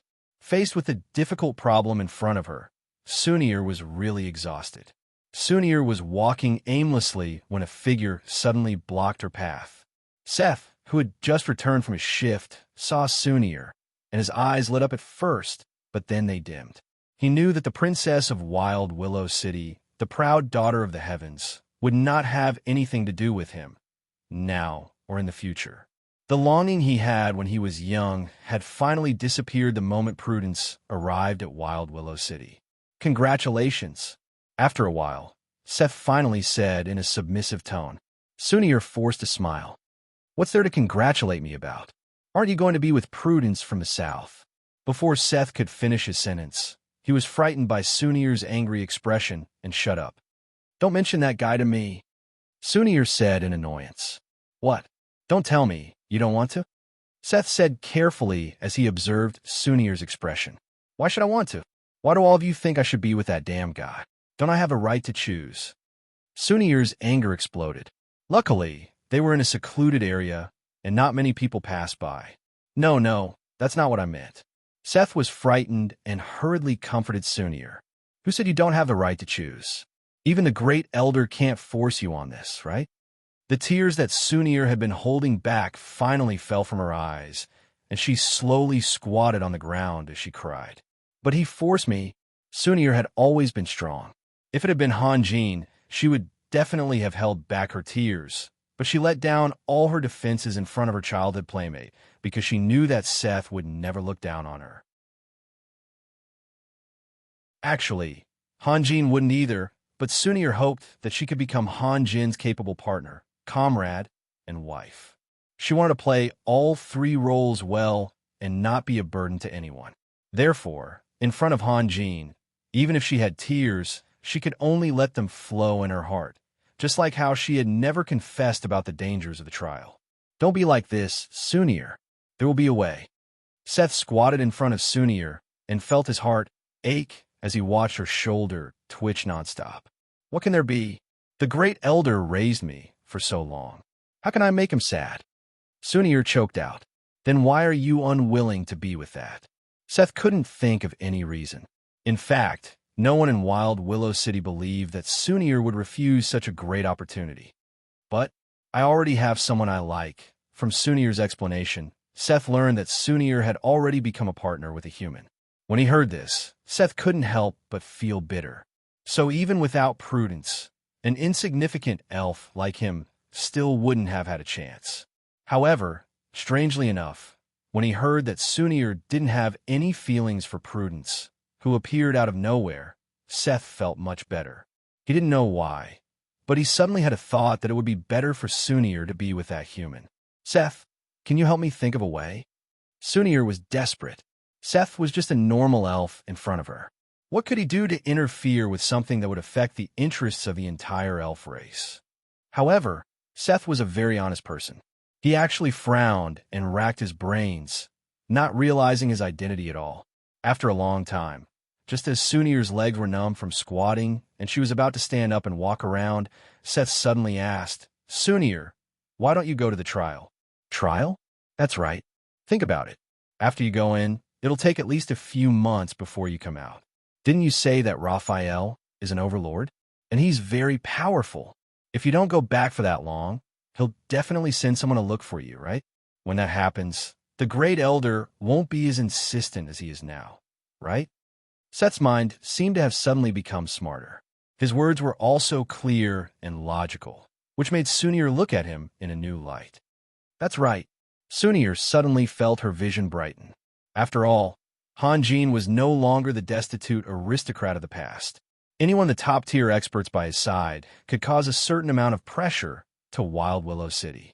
If Hanjin gathered all his forces and flew above Wild Willow City on the god of war, Sunir wasn't sure if Wild Willow City alone could withstand Hanjin's fury. When that happened, the Great Elder wouldn't risk the risk of war to forcefully separate her and Hanjin, right? Sunir thought as a long-lost smile appeared on her face. Of course, the prerequisite for all this was that Hanjin had to be able to settle the matters in the underground city in time. Otherwise, he wouldn't be able to leave to look for her. However, there was no better way now. Sunir couldn't bear to reject the Great Elder in person. But, Sunir, the trial is very dangerous. Seth looked at Sunir's happy smile and suddenly regretted his idea. Although it could allow Sunir to temporarily avoid her impending marriage, the trial wasn't a sightseeing trip. The slightest mistake could lead to a disaster. Over the years, who knew how many young elven geniuses had died on the path of the trial? In this world, although good ideas came in all shapes and sizes, all bad ideas had one thing in common. Before you realized it was bad, it looked like a good idea. Now, Sunir felt that Seth's idea was simply too good. She had completely overlooked the potential dangers of the trial.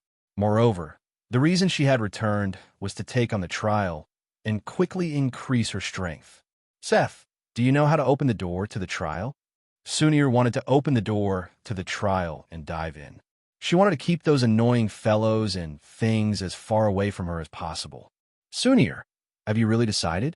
If I wasn't lucky enough back then, I wouldn't have made it out alive. Seth lifted his shirt to show Sunir the crisscrossing scars on his chest. Sunir looked at the shocking scars on Seth's body and was stunned at first. Then, she asked in surprise, Seth, you passed the trial? Seth's expression was a little awkward, and he smiled bitterly. If I passed the trial, why would I be standing on the city wall every day? Didn't they say that as long as you can come out unscathed, you'll pass the trial? Sunir asked in shock. It's not that simple. Only those who pick the 7-colored Dachira flower pass the trial, and that's the most dangerous place in the entire trial, Seth said with a pained expression on his face. Sunir frowned. She quickly understood what Seth meant. Seth probably couldn't take it during the trial and backed out halfway. That was why he looked like that. No wonder. Sunir had been wondering why Seth was still a little soldier standing on the city wall. After figuring that out, Sunir quickly comforted him. It's fine if you didn't pass. As long as you're safe and sound, you can always go after you've become stronger. Seth shook his head and remained silent. Actually, he didn't even have the right to participate in the trial back then. It was his own strong request that the elders reluctantly agreed. The reason was simple. Seeing his childhood playmate become a hero who could lead an army into battle made him feel an indescribable sense of loss. That was why Seth steeled himself and participated in the trial. He wanted to give Sunir a surprise when she returned. However, hard work didn't guarantee results in many things. Seth failed, but he was lucky to be able to come back alive. We'll talk about my matter later. You, on the other hand, need to think carefully. Seth thought about his past and felt like it was a joke.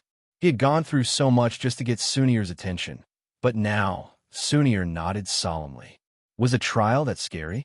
In comparison, even if it was 10 times scarier, Sunir wouldn't change her decision. Seth stared at Sunir for a while before letting out a long sigh. All right, I'll help you in. Thank you so much. Seth, let's go now. In her excitement, Sunir didn't notice that Seth had said to help her in, not take her in. The trial illusion was the third most forbidden area in Wild Willow City, aside from the Tree of Life and the temple. No one could tell whether the world inside was real or not. If one were to say that it was real, there were all kinds of strange creatures that no one had ever seen before. Once one entered it, one would feel as if they had entered a completely foreign world. However, if one were to say that it was illusory, the damage that those vicious beasts could inflict on one would be incomparably real. Every elf who successfully passed the trial became the best in their tribe, without exception. Allowing the younger elves to go through the trial was the best way to improve their abilities. That was why Wild Willow City had always kept the trial environment strictly protected and didn't allow outsiders to get in. However, Sunir didn't know any of that. She thought it was a place that anyone could enter, but she just couldn't find it. On the way, Seth explained the various taboos to Sunir. For example, there was a type of scorpion with 2 tails that could emit lightning that could paralyze people for a short period of time. There was also a type of white tiger with 2 wings that could injure people with sound waves from afar. All sorts of strange creatures made Sunir secretly shocked, but at the same time, she also felt a little excited. Curiosity was part of everyone's nature. On the other hand, Seth repeatedly warned Sunir not to get involved with the beasts inside as much as possible. Even a cute and harmless rabbit-like creatures could emit fatal rays from their red eyes. As for how to enter and exit the illusion, Seth explained it a few times and reminded Sunir not to move recklessly when she entered the whirlpool-like thing. Otherwise, there was a high chance that she would veer off course and never return to the real world. When it was close to dusk, Sunir and Seth arrived at a place not far from the trial door. Seth looked up at the sky. Coincidentally, the guard should be changing shifts at this time. Sunir followed Seth into a dark alley with many twists and turns. Along the way, Sunir wanted to speak a few times, but she was interrupted by Seth's hand gestures, which made Sunir very depressed. Seth only stopped when they reached a corner. Both of them could hear the sound of footsteps gradually fading away from the courtyard on the other side of the wall, accompanied by the sound of chatter and laughter. Seth listened for a while, and when there was no more sound in the courtyard, he turned around and said urgently to Sunir, "Don't worry about anything. Once I open the door, you just rush straight into the whirlpool. Leave the rest to me." Sunir looked at Seth in confusion, not understanding why he was so nervous. Just as Sunir was about to say something, Seth had already climbed onto the wall and anxiously shouted in a low voice, "Hurry, it's going to be too late." Sunir didn't have time to think, so she had no choice but to jump up as well. Only then did she realize that the courtyard was surprisingly spacious. It was a few hundred square meters in size, but there was only a small building in the middle. Before Sunir could take a closer look, Seth had already jumped down. As soon as his feet touched the ground, he sprinted towards the building in the middle of the courtyard, shouting as he ran, "Hurry! It's this door!" Hearing Seth's anxious shout, Sunir also became inexplicably nervous. She quickly jumped down and followed Seth closely. Just then, angry shouts came from outside the courtyard. "What are you doing? Stop!" However, Seth, who was running in front, turned a deaf ear to those shouts and only kept running with his head down. Sunir had no other choice. Although she didn't know why Seth was using this method, stopping now was obviously not a wise choice. Sunir had no choice but to follow behind Seth helplessly. Just as the two of them were about 10 meters away from the building, the courtyard door was knocked open with a bang, and dozens of fully armed elves rushed in. Seth suddenly roared angrily. His entire body leaped high into the air, and he viciously slammed into a large jade door on the building. Instantly, screams of shock rang out, not only from Sunir, but also from the elven guards that had rushed in. "Do you have a death wish?" The elven guard in the lead drew the bow in his hand with lightning speed, and with a whoosh, an imperceptible ray of light pierced through the air and chased after Seth's body in the air. Seth's body slammed heavily into the jade door. No one knew how much strength he had used, but the door was actually smashed into pieces. Such a tragic scene shocked Sunir. What was going on? Why did it become like this? Seth propped himself up. His eyes, ears, mouth, and nose were all bleeding. He shouted at Sunir, "Quick, go in. You dare." The elven guard in the lead raised his bow again and aimed at Sunir. The other elven guards also drew their bows, and the tips of their arrows locked onto Sunir at the same time. Then, the elven guards were stunned. "Sunir, don't. Shoot her legs. Don't let her in." The elven guard in the lead shouted. The arrows pierced through the air with a series of sharp whistles. The sudden sense of crisis woke Sunir up as if she had just woken up from a dream. She sped up in an instant to avoid the seemingly weak arrows and rushed into the house. The entire house was empty except for a white whirlpool on the ground that seemed to have a life of its own. Go in quickly. Seth's voice was already hoarse, and the sound of arrows whistling through the air was heard again. Sunir quickly jumped into the whirlpool. In an instant, a gentle white light shone from the center of the whirlpool and gradually expanded until it filled the entire house. Before Sunir lost consciousness, she turned her head to look and saw an unforgettable scene. Seth's body was pierced by several arrows, and fresh blood kept flowing out of his wounds. However, the most unbelievable thing was that Sunir clearly saw that Seth didn't seem to be in pain at all. Instead, his face was filled with relief, as if he had finally fulfilled his wish. A 12,000-word chapter, including the one in the wee hours of the morning, is equivalent to 5 chapters. I'm exhausted and dizzy. It's time to lie down and sleep. I don't even know how long I'll sleep.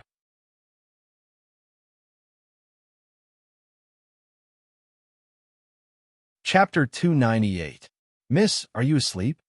Majordomo Gale's voice came from the outside. Yelena hurriedly put the magic book back into the space ring, jumped out of bed, put on her little boots, and walked to the door. In fact, she was about to go to bed. Reading magic books before going to bed was a habit she had developed over the years. Strictly speaking, magic was the most important part of her life. Even a genius needed to be diligent. Yelena opened the door and let Majordomo Gale in. Uncle Gale, it's so late. Why are you still awake? I can't sleep. Majordomo Gale sighed. I wanted to see you. Maybe after a while, I won't be able to see you even if I want to. Uncle Gale, are you going back? Yelena gently held Majordomo Gale's arm. Miss, you still don't know. Majordomo Gale hesitated for a moment. The Grand Duke has already issued an order to gather the first in-line heirs of the nobles in each city to the capital of elements. I guess. In the end, Majordomo Gale showed an expression of wanting to say something, but stopped. Uncle Gale, hurry up and say it. I guess the Grand Duke is considering your marriage. What? Yelena was shocked and shouted, I don't want to. Miss, don't worry. The Grand Duke won't make things difficult for you. Majordomo Gale smiled. The Grand Duke has gathered so many outstanding young people in the capital of elements so that you can choose the one you like. I don't want to. I don't want to. Yelena shook her head like a rattledrum. Why? Miss, you have reached the age to get married. Majordomo Gale asked in a surprised tone. Yelena's mind was spinning rapidly. After a moment, she finally found a suitable reason. I have my own dreams. Dreams? Majordomo Gale said slowly.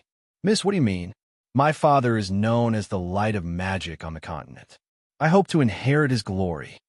Yelena stared at Majordomo Gale. Uncle Gale, do you want to see my father leave with regrets? But, Miss, after you get married, you can continue to study magic. Will anyone stop you? Yelena was stunned. Tiny beads of sweat had already formed on the tip of her nose. I still have my own career. She knew that if she wanted to convince her father not to interfere, she would first have to convince Majordomo Gale. Career? Majordomo Gale almost laughed out loud, but he still looked at Yelena solemnly. Yes, Yelena nodded heavily. Uncle Gale, don't you want to know, Raphael? Miss, these are your true thoughts, aren't they?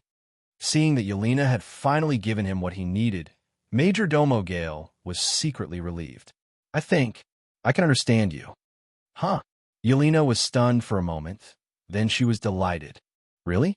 Can you really understand me? That's right. Why would I care about the dim starlight when I've seen such an outstanding young man? Why would I be interested in those superficial nobles when I'm with him? Seeing that Majordomo Gale finally understood her, Yelena felt relieved. Every time Majordomo Gale said a word, she nodded with a smile. Miss, if that's the case, I'll definitely help you. Majordomo Gale paused.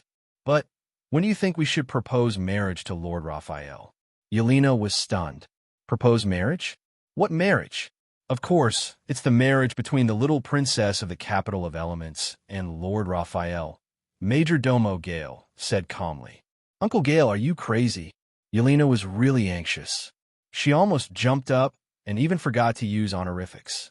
She looked around with a guilty conscience. Don't talk nonsense.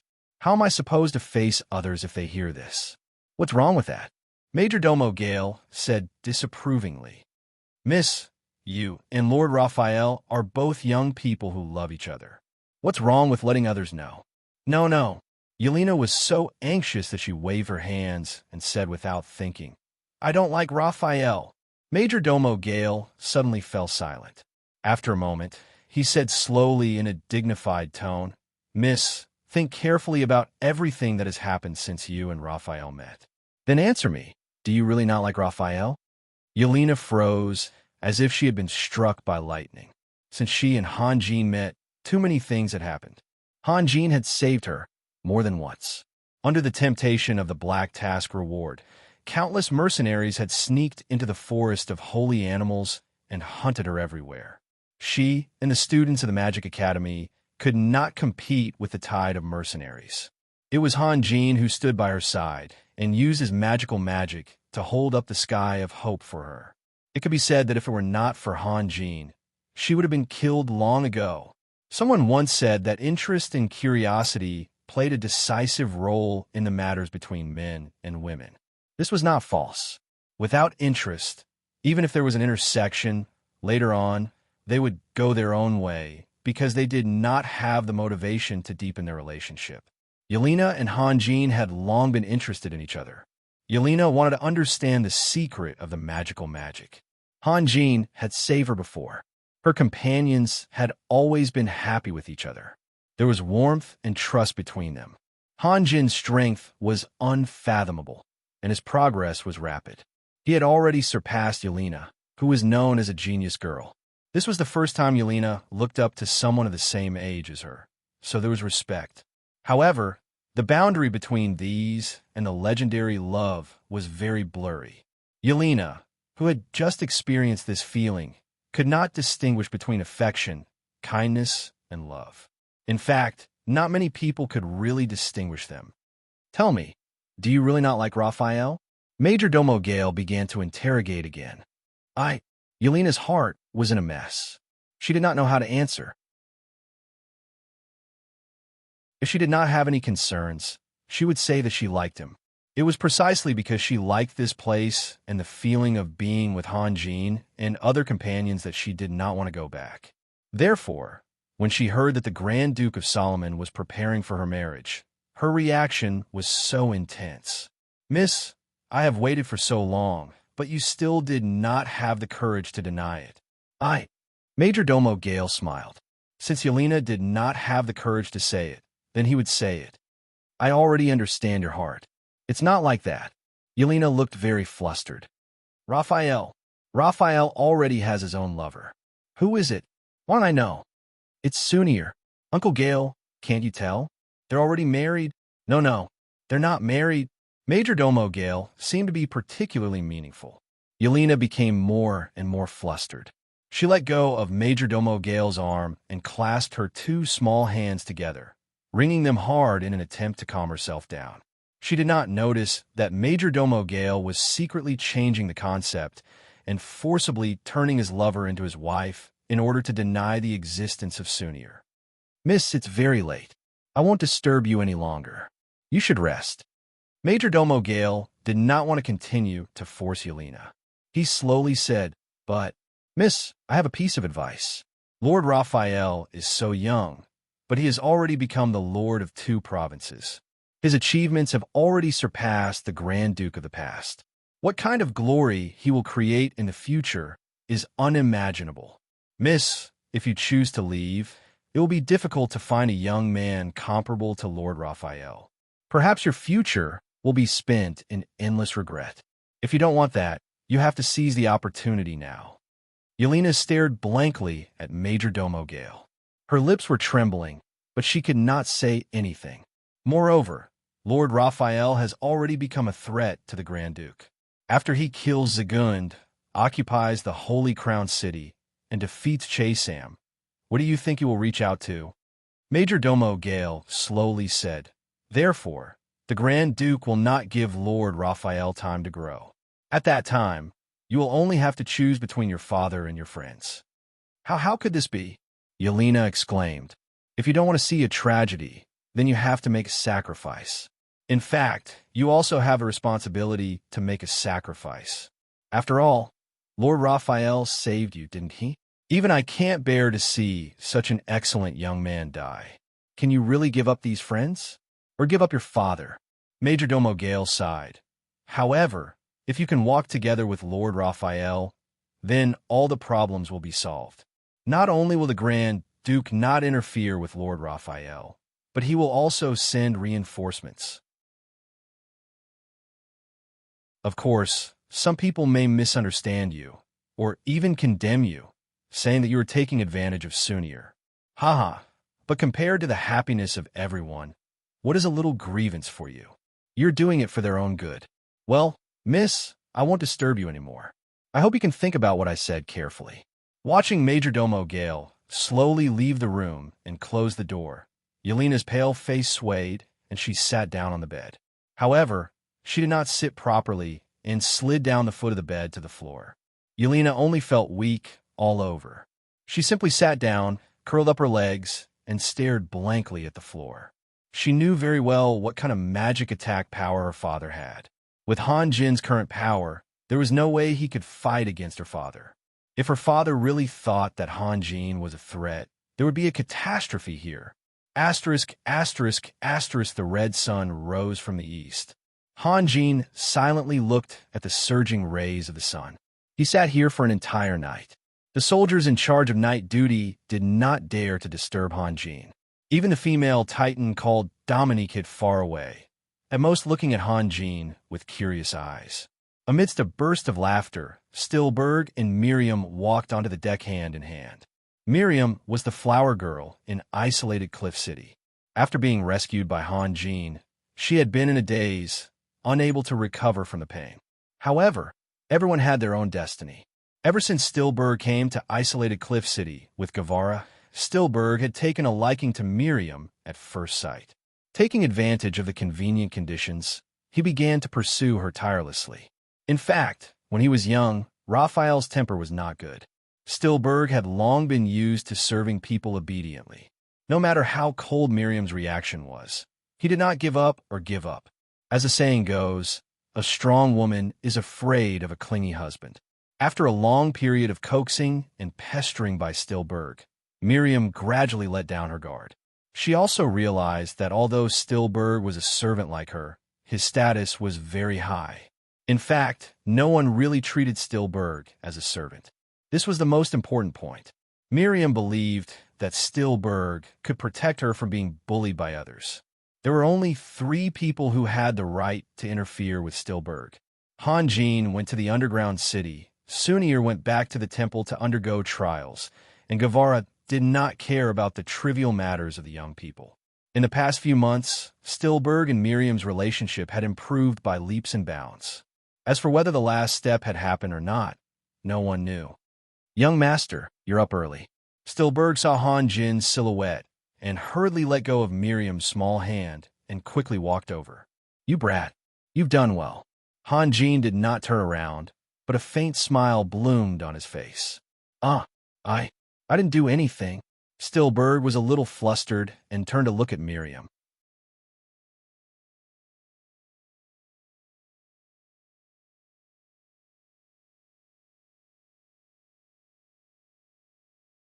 "Listen to me." Stillberg didn't dare to argue anymore. His gaze drifted towards Miriam, and he saw that she was looking at him in a daze. He couldn't help but feel warmth in his heart, and he slowly and quietly pulled his hands together. "Haha, how timely. I've heard great news." Jeds walked up from below with a laugh. "But, Lord Raphael, isn't it a little inappropriate for you to preside over the wedding? As the Archbishop, I'm the best candidate." The surrounding slave warriors all looked at Stillberg and Miriam with envious gazes. Stillberg's strength couldn't even compare to the most ordinary warrior among them. For such an almost ordinary slave to be so popular, Archbishop Jeds and Lord Raphael were fighting to preside over his wedding. It really made them jealous. Miriam felt that she was extremely happy. Under the envious gazes of the crowd, she felt like she was about to float. Vanity wasn't a sin. As long as one knew when to be satisfied, Miriam didn't have too many extravagant hopes. Everything that had happened today was enough for her to remember for the rest of her life. No, I must preside over the wedding. Han Jin wouldn't give in on this matter. Jed shrugged. In reality, he had only said those words to add flowers to the brocade. He didn't really want to fight with Han Jin. He then changed the topic. It seems that you can't wait to end this war. Are you confident? It's hard to say, Han Jin said calmly. I only know that I can't give Zagun time to breathe. Then have you ever considered that there might be someone else who doesn't want to give you time? Dismark? Han Jin paused. 20 years ago, he was completely suppressed by Guevara. Later, he was controlled by Zagun. He was born to be a coward. I don't believe that he would have the guts to come out and do anything. Regardless of whether he was under the control of Guevara or Zaganide, he had always managed to protect his territory. In other words, he had never failed. Wild Willow City paid such a huge price.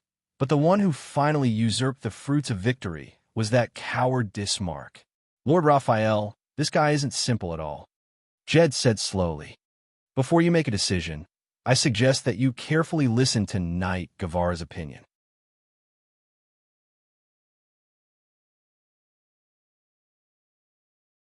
Chapter 299. The God of War's first all-hands meeting was held under the chairmanship of Han Jin. As the saying goes, if you don't kill a snake, you'll be guilty. Now was the best time to attack Zaganide, and Han Jin needed to listen to everyone's opinions. However, what he didn't know was that Jed's, Majordomo Gale, and Guevara had been discussing this for a long time. Not to mention their own strength, the three of them formed an outstanding think tank. Not to mention the nearby lords. Even Lord Forza, who had been fighting against Grand Duke Solomon for decades, didn't have a small team that could compare to the three of them. They were meticulous, far-sighted, and experienced. These were the strengths that the three of them had in common, but their personalities were very different. Majordomo Gale was deep and introverted, Knight Guevara was indomitable and decisive, and Jed's, because he had been dealing with various forces for a long time, could be said to be well-rounded and flawless when he was serious about something or when he analyzed something. Of course, they also had their own shortcomings, but when they stood together, their original shortcomings were neutralized. At least, the other two could point out the mistakes of the other in time. We are extremely short of soldiers. Originally, we had recruited more than 6,000 recruits in the past few months, but Alcuit had a very bad influence on us. The first place he attacked was our North Battalion, and almost all the soldiers there were new recruits. Although we sent reinforcements in time, more than 700 new recruits were killed by Alcuit and the Blood Clan. Now, the morale of the new recruits in the other battalions is very low. Lang Ning said slowly, I have issued strict punishment measures, but it still can't be controlled. Almost every day, there are dozens or even hundreds of new recruits escaping. Too few soldiers and too much territory. What a contradiction. Guevara sighed. In these years, the Bite Man has always been neutral. I think the quality of their soldiers is also a problem. Lang Ning said, if only we could recruit soldiers in isolated Cliff City. That's not realistic. Winston shook his head. He knew the situation in isolated Cliff City very well. Most of the mercenaries preferred a free and unrestrained life. Even if Lang Ning offered better conditions, it would be difficult to arouse their interest. It doesn't matter whether or not severe punishment measures were issued, or whether or not the morale of the recruits was very low. The important thing is, did you implement it? Majordomo Gale suddenly interrupted. Lang Ning stared blankly and smiled bitterly. The law can't punish the majority. There are so many soldiers who escaped. I can't always act according to military discipline. Otherwise, we won't have to wait for Zagun to come out. We can kill all the recruits ourselves. That's your problem. Majordomo Gale said slowly, or don't pretend to announce new military discipline. Once you announce it, you must strictly enforce it. If the new recruits are all killed, we can recruit new ones. If no one takes military discipline seriously, No matter how many soldiers you have, they won't be able to fight. Yes, Lang Ning.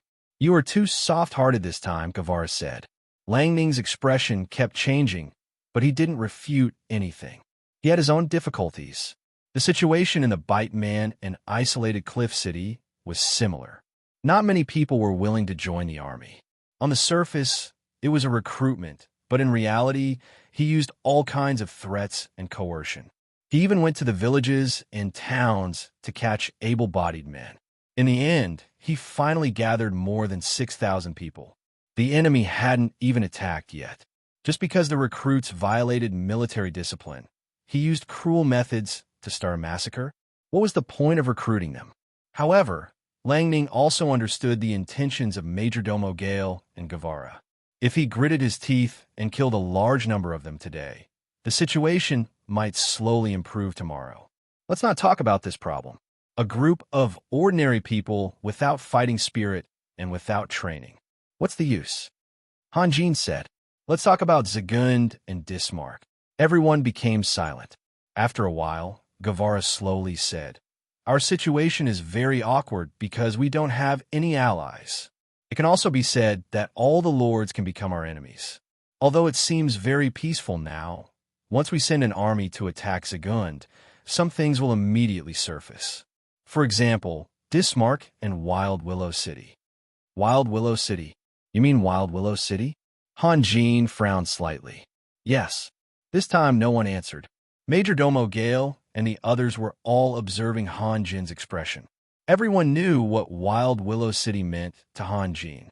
Han Jin pondered for a moment and said softly, Wild Willow City's attitude has always been very conservative. I don't see any reason for them to intervene. When I met Sunir for the first time, Zaganide was attacking the Holy Crown City with his army. Dismark had sent someone to ask for help from the Wild Willow City, but it was refused by the Wild Willow City. Sunir was very dissatisfied with the decision of the Council of Elders of the Wild Willow City, so she left the city angrily. She believed that Wild Willow City and the Holy Crown City were interdependent and had to cooperate closely in order to fight against Zaganide, who had always been strong. I admit that the decision of Wild Willow City's Council of Elders is always so soft. Maybe it has something to do with their age. They don't want to take any more risks and just want to maintain the status quo. Guevara said slowly, but sometimes they're just deliberately being cautious. We can't treat their cautiousness as weakness. I used to think that there was no need to pay attention to a group of cowards. But in the end, I lost. I lost because of the crazy decisions they made. Please continue. Han Jin said thoughtfully. In my opinion, Wild Willow City's Council of Elders deliberately ignored Dismark to take revenge. They sacrificed so much, but Dismark usurped almost all the fruits of victory. Of course, they were very angry, but they couldn't just sit and watch Dismark be eliminated. If Zagund and Dismark really fought to the death, Wild Willow City's army would definitely appear behind Zagund. Guevara glanced around and saw that no one had any doubts. He slowly continued. Although Sunir is a descendant of God, she is still too young. I don't think she is qualified to be a member of the Council of Elders. What she knows is just the information that Wild Willow City's Council of Elders deliberately leaked. Compared with the truth, there should be a big gap. What do you mean? Leger coughed. It's very simple. A lie that keeps one's own people in the dark is the hardest to see through. Wild Willow City's Council of Elders deliberately leaked the information to encourage Zagund. You guys fight with all you might. We won't interfere. We also hate Dismark. Manager Gale and Jedi's both laughed lightly. The decision made by Wild Willow City's Council of Elders is enough to affect Wild Willow City's entire strategic deployment for a year or even a few years. How could they leak such top-secret information? Guevara sneered. In fact, Zagund didn't fall for it. The war 2 years ago was just a normal attack. Before winter came, Zagund withdrew his army. I can hear that there are some things that you can't say clearly, right? Han Jin was talking to Guevara, but his eyes were fixed on the round table as if they were frozen. Guevara was stunned and then smiled bitterly. Do you think that Wild Willow City might launch a surprise attack on us? Han Jin asked again. Yes. We seem to be missing a few people. Where are Gibran, Julia, and Kane? I asked them to go to the Holy Crown City to find out about Dismark's movements. I see. Han Jin suddenly smiled. His smile used to be so warm, free, and easy, which made people's eyes light up. But now it had completely changed. Everyone could clearly feel the thick gloominess and indifference in his smile. Is it because Julia is an elf?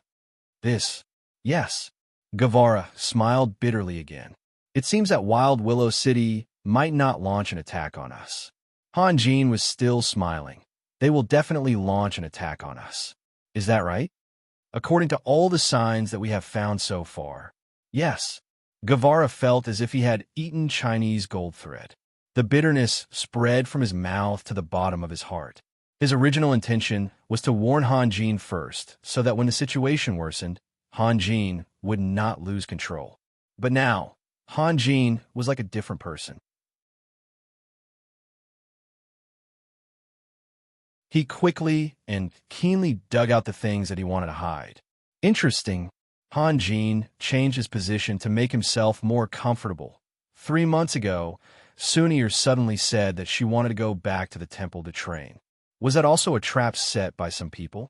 No one could answer this question. It would be too hypocritical to say that it was not a trap. But if it was a trap, it would sound like they did not report it. Han Jin did not speak, and neither did the others. The atmosphere became more and more oppressive.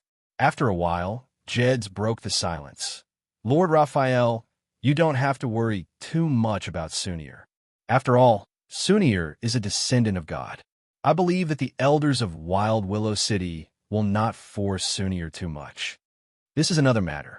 Han Jin smiled. I am very curious. From the beginning to the end, I have never shown any hostility towards Wild Willow City. Because of Sunir, because of Julia, and also because of the dead Edwina. I even wanted to go sightseeing in Wild Willow City and see for myself what Sunir said was the most beautiful city in the world. Jed's opened his mouth, but swallowed the words he wanted to say, although he had discussed it carefully with Majordomo Gale and Guevara beforehand. It was a pity that the progress of the meeting was out of their control. That Lydia, I have seen her a few times in isolated Cliff City, and I respect her a lot.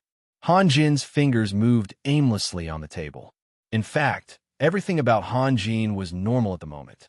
He still had a bright smile on his face, as if he was having a heart-to-heart talk with his friends. But they failed to live up to my good intentions. I really don't understand why. Because you are very similar to someone, Jed suddenly said. Me? Han Jin smiled. Tell me, who am I like? Nicola. Jed's words were shocking. Han Jin was stunned and silently stared at Jed's. I am not talking about your personalities, but your situation, Jed said slowly. Don't forget that you are a dragon slayer, and don't forget that you have a lot of friends now. For example, Knight Guevara, Majordomo Gale, and me. Your existence is enough to pose a threat to them. They are not ordinary soldiers who can just change their armor and flags and live like before. There is no room for compromise between you and them. I heard that Wild Willow City is controlled by the Council of Elders, but there should be a guy with the most power in the Council of Elders. He is the uncrowned king of the elves, and everything that is happening now should be his idea. Lord Raphael, perhaps you still don't understand, but for us, this is normal. Why should he give you the power he controls? I just said that I have never shown any hostility to Wild Willow City. Han Jin said softly. I have always thought that we could cooperate with them. When Nicholas stabbed me with his sword, he told me that heaven was beautiful and belonged to me, and that the world was cruel and belonged to him. Now I realize that you are more suited to live in heaven than I am. Jed smiled. If you don't want to hurt others, then others won't hurt you? If you can really do that, then what is the difference between heaven and this world? Han Jin became silent for a long time before he slowly said, That makes sense. It seems that I was too naive. Jed's, Majordomo Gale, and the others looked at each other. It turned out that what they couldn't see through was Han Jin's strength. Because of their experience, Hanjin's eyes would always reveal some clues when he encountered some unexpected situations. Others might not be able to see it, but it could never escape their observation. Now, Hanjin had completely changed. The grief, anger, and so on that they expected did not appear at all. It was as if Sunir, who had fallen into a trap and whose fortune was unpredictable, was just a passerby who had nothing to do with him. Majordomo Gale was silent. This result was far beyond what he had expected. Today, he had left a foreshadowing, and when Wild Willow City's army really attacked, he would bring up the matter again. He thought that Hanjin would not care about this kind of warning, and then use some small tricks to cause Hanjin's army to suffer some damage. Then, the guilt-ridden Hanjin would definitely fly into a rage and fight Wild Willow City to the bitter end. At that time, no matter how close Hanjin and Sunir's feelings were, it would only end miserably, in the face of the life and death of an entire race. Personal feelings were as light as a feather. The current situation was very bad. Not only did Hanjin pay attention to their warning, but he also found out what they had been trying to hide.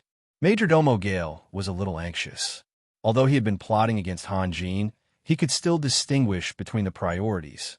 Winter was coming, and it was definitely not the right time to start a war.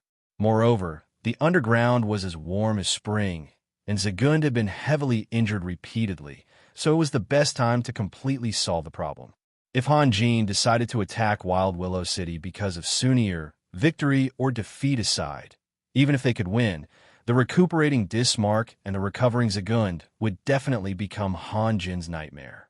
Majordomo Gale had indeed used some tricks against Hanjin, but this did not mean that he wanted Hanjin to be defeated by anyone. His goal was to unite this young lord with the capital of elements, which was slowly approaching its twilight. As long as Yelena could become Hanjin's wife, as long as the future successor was Hanjin and Yelena's child, it did not matter who was on whose chariot. Raphael, are you thinking of driving the god of war to Wild Willow City? Hanjin asked in a low voice. He also felt that Hanjin was a stranger. Rice should be eaten one bite at a time. I'm not that impulsive. Hanjin smiled and said, moreover, Wild Willow City is still maintaining their silence. Forget it. Our current goal is Zagund, so let's leave it at that. Consider it as giving me and them one last chance. Yesterday, when I sent Gibran and Julia off, I gave Gibran a few words. He won't understand now, but when Wild Willow City really launches a war, he will naturally understand. Jed's changed the topic and sighed. I can see that he likes Julia very much. It's difficult. When that time comes, he will have to make his own choice. Sir Jeds, I really don't like this part of you. If you have anything to say, you can just tell me directly.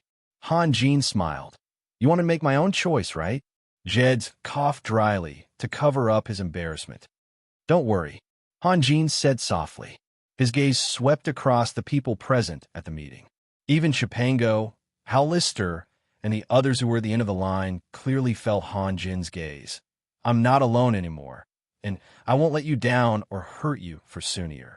I know what I should do. Raphael, Morrison's could no longer hold back and jumped up. Don't think too much. There must be some misunderstanding. Let me go to Wild Willow City and talk to their elders. At most, I'll say some good words and beg them, and they... Morrison stopped here because even he did not believe it. How could he be qualified to meet the elders of Wild Willow City? You. Hanjin's smile became even brighter. Some things can't be asked for. Rather than believing that the enemy will be merciful, it's better to believe in your own fists.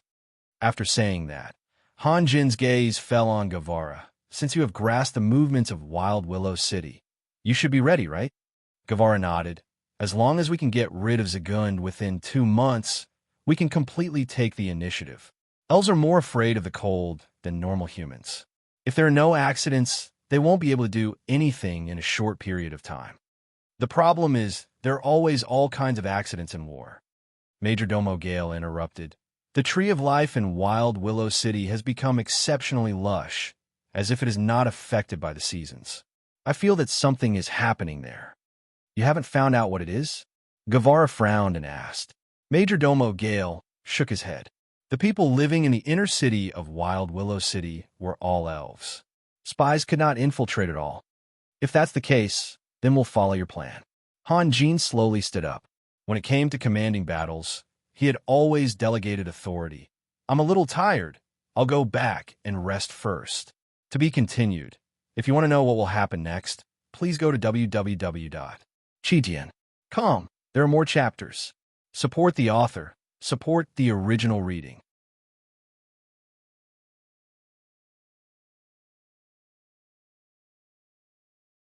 Chapter 300.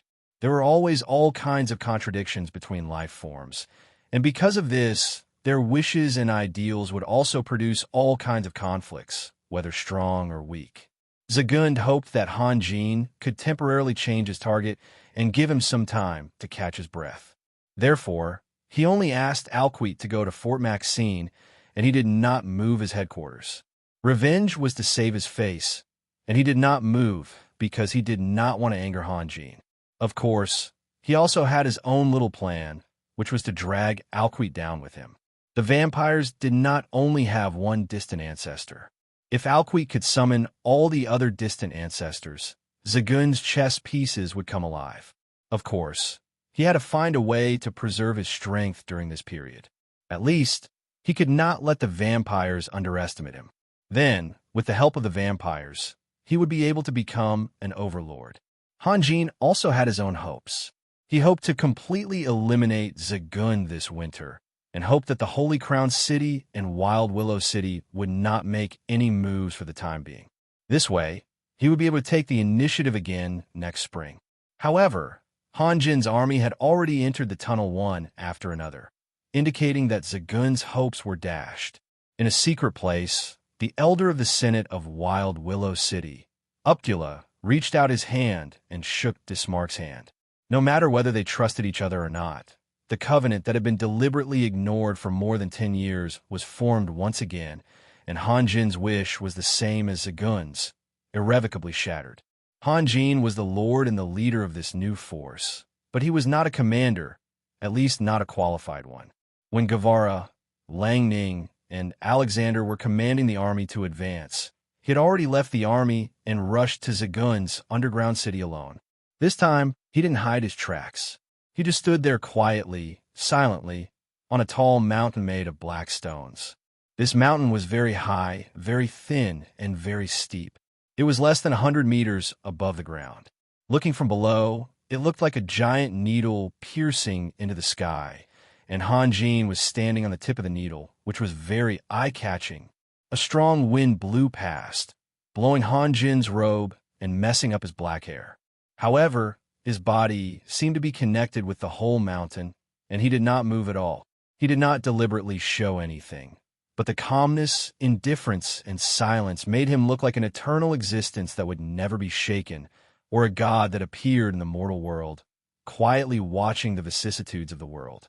Ever since Han Jin launched a surprise attack in the underground city, the security of the underground city had become very tight. A dozen vampires noticed the abnormality and used their shape-shifting skills, spreading their wings and flying toward the mountain. It was not until they were less than 100 meters away that they saw who was standing on the mountain. In a wave of panic screams, the vampires changed direction almost simultaneously and flew toward the underground city with all their might. Zagund was a notorious lord on the surface, and to the abyssal races, Han Jin's reputation was no less than Zagund's. Especially a few months ago, when Han Jin destroyed the magic shield of the underground city, the 8 lava rivers lost their support and collapsed. Thousands of kilograms of lava raged in the city, causing huge casualties to the abyssal races. Of course, the strong were not afraid of the lava, but not every life was qualified to be strong. The lucky ones were always the minority. Although the ordinary lives were weak, they were the foundation of society. They worked in all kinds of industries, and almost all of society's resources were created by them. The current atmosphere of the underground city was bleak, and this was all thanks to Han Jin. The shrill sound of a horn came from the underground city, and the entire city began to move. Groups of evil eyes, Medusas, and Minotaurs rushed up the city walls, and the restored magic shield glowed faintly. Hanjin was still standing quietly on the mountain peak. His goal was not to rely on his own strength to fight against the entire underground city, but only to restrain Zagund. Riptide had entered the underground city, and first of all, it had lost its geographical advantage. The dense network of tunnels extended in all directions, and it was very dangerous. The light here was very dim, and in some areas it was so dark that one could not even see one's fingers in front of one's face. It was very difficult for the human warriors to display their combat strength. Due to these worries, he had to control Zagund and not let Zagund send out troops to fight.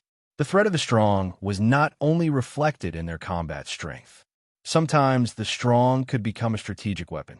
For example, at this very moment, Hanjin's appearance here was very troubling for Zagund. If Zagund led the army to fight, Hanjin could destroy his underground city. If he stayed in the underground city and only sent out an auxiliary army, then his auxiliary army could be killed by Hanjin. Suddenly, the noisy underground city quieted down. Under the gaze of thousands of eyes, Zagund walked up the city walls step by step. A lord could lack wisdom, but he could not lack strength. This was the meaning of a lord. When faced with the threat of the enemy's superior strength, a lord had the responsibility and obligation to step forward bravely, bear all the risks, and create a safe sky for his followers. Zagund's expression was slightly complicated, but he was as quiet as Hanjin. He raised his head and silently looked into the distance, not saying a word. In fact, the distance between them was very far. Hanjin could not see Zagund clearly, and Zagund could not see Hanjin clearly. However, their eyes met very accurately. If at this moment, magic was used to instantly remove the spatial barrier and let Hanjin and Zagund face each other, they would find that they were staring into each other's eyes. After a moment of silence, Zagund suddenly jumped down from the city walls, landed steadily on the ground, and strode towards the mountain peak in front of him. The soldiers of the abyssal race were stunned for a moment, then let out a tidal wave of cheers and shouts. The outcome of the future was not important. What was important was that their lord had the courage to face any challenge head-on. Zagund's pace was not fast, but it was very steady. Every step he took would leave a shallow footprint on the ground, and there seemed to be something sprouting in the footprints. Then, it turned into a faint shadow, following behind Zagund. There was a huge gap between a magical world and a technological civilization. Here, a person's ability could be infinitely magnified, and a true powerhouse could completely turn the tide. It was not hard to imagine that if Zagund and Alquit died in battle, the underground city would immediately collapse. If Hanjin, Gavara, and the others died in this battle, the forces they worked so hard to build would melt in the blink of an eye and become the dust of history. Zagund was still walking forward slowly and steadily. He knew the purpose of Hanjin's appearance here, and he knew even more clearly what this battle meant. He also knew that fate was unfair. He could not lose. If he lost, he would die. Hanjin could use mysterious magic to escape at any time, but Zagund did not retreat. Everything that he had condensed in endless suffering turned into a majestic fighting spirit at this moment. It was like a burning flame, like the roaring of the sea. Zagund had released all of his fighting spirit, just to understand the outcome. Whether he would regain the right to continue fighting against the world and against fate, or become a paragraph of humiliating words and become a stepping stone for others. Everything would be decided today, at this moment. Zagund slowly walked across the suspension bridge, and the shadows under his feet followed him like a tidal wave. At the same time, the lava river became dim. It was only when Zagund walked across the suspension bridge that the lava river gradually returned to its original state. The mountain under Hanjin's feet was about 3,000 meters away from the underground city. Zagund took a long time to walk over, but Hanjin was not impatient at all. However, his gaze had already left Zagund, and he did not look at the underground city. His gaze was cast into the dark void, as if he was observing something but also as if he was not looking at anything. Zagun's gaze also left Han Jin. He was completely focused on what was beneath his feet. It was as if he was not walking on flat ground, but rather strolling through a quagmire filled with danger. No matter how long a road was, it would eventually come to an end.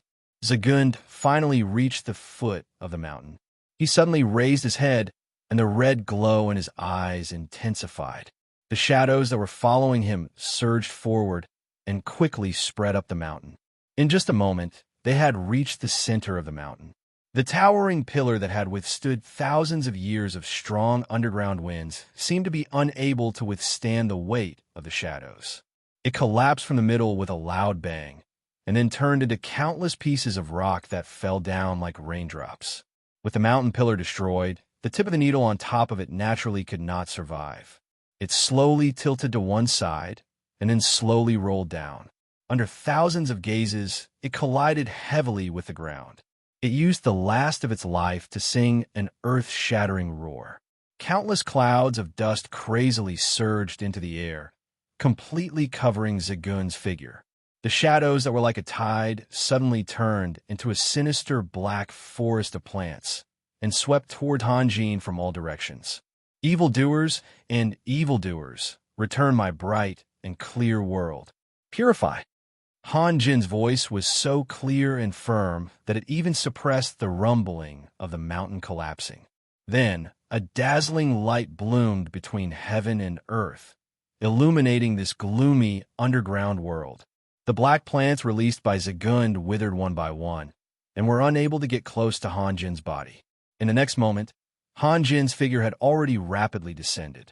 The green light instantly crossed a distance of several hundred meters and shot towards Zagund. If the pure light incantation that Han Jin had just released was a brilliant morning sun, then his green light was a stunning rainbow. Dense waves of light flowed through it, and it was like a translucent piece of beautiful jade, bright and beautiful beyond compare. With a loud boom, the green light forcibly blasted a hole in the ground, and dust once again soared into the sky. Zagund had already dodged to the side, and the sand and dust that flew up sprayed onto Zagund's body and face, almost turning him into a native. However, he did not care about this at all, and only stared fixedly at the floating Han Jin. If you wanted to come down, be honest. Why waste so much effort? Han Jin said indifferently. You look like you want to eat someone. Haha, I can see that I've bullied you too much. Raphael, no need to talk nonsense. You want to kill me, and I want to kill you. Zagund used a calm voice to reply to Han Jin. Let's do something more practical. The warriors of the abyssal race were still standing on the city wall. This was a battle between the strong, and mortals should stop. The moment Zagund jumped down from the city wall alone, he had already expressed his attitude. If anyone wanted to interfere, it would be an insult to Zagund. The alarmed blood-breeds were also circling the underground city. They also respected the battle between the strong, but there were always exceptions. A pair of vicious eyes quietly blinked. Alquit, he's also here. So anxious? Do you think now is the time? Han Jin smiled. For me, this is the last chance. Zagund was still very calm. 2 years ago, you were just a piece of trash. 2 years later, you actually became a lord. Your growth speed is simply indescribable. If I can't defeat you now, it will be even more impossible in the future. You've thought it through very thoroughly. Han Jin sighed softly. He didn't have the confidence to defeat Zagund now, but if he could drag it out for a few years, Zagund would no longer be a threat to him. Unfortunately, the situation around him didn't allow him to drag it out any longer. I'm not the only one who has thought it through. Zagund said slowly. Even if you can defeat me, there will be more and more powerful opponents standing up, because you are a threat to many people. Raphael, you are very unfortunate. You will no longer be able to enjoy a peaceful life in the future. People's thoughts were sometimes very strange. Zagund wanted to kill Han Jin. Even if there was only a slight chance, he wouldn't give up. However, when he thought about what would happen after he was defeated, he couldn't help but want to remind Han Jin. Perhaps Zagund wanted to grab onto his last bit of self-respect. If he was defeated by Hanjin, and then Hanjin was defeated by Dismark or the elves of Wild Willow City, wouldn't that prove that he wasn't as good as Dismark and those elves? If Hanjin could defeat the other opponents, it would at least prove that he wasn't any worse than those old opponents. It was just that his luck was too bad, and he was the first to clash with Hanjin. Unlucky? Hanjin smiled. Zagund, aren't you the same? Zagund was stunned for a moment. He couldn't help but think of the days when he was struggling to start a business. Well, had he ever enjoyed a peaceful life? Looks like I'm unnecessary. Zagund's eyes gradually became sharp, and the flickering red light became even more demonic. However, I still have to thank you for your reminder.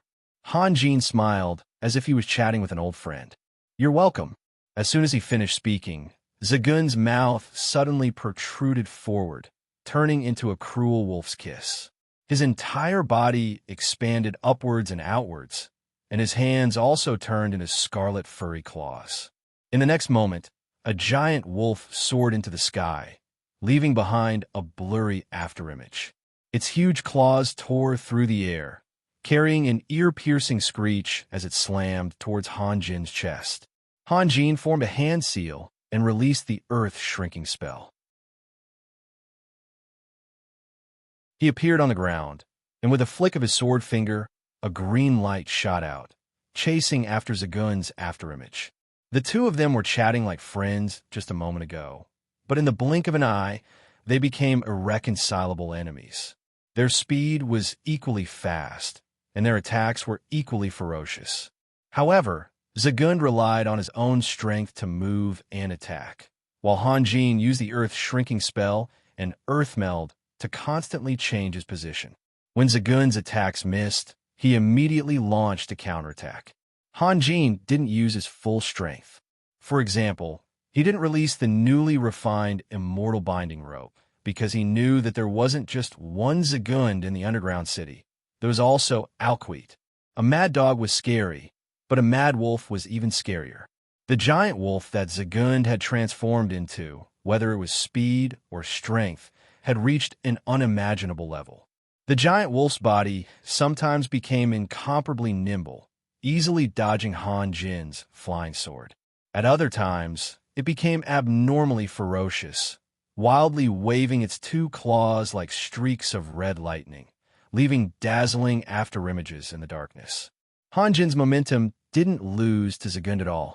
The green light shuttling back and forth turned into a thunderous giant sword in an instant, and then into an erratic cold light in the next moment.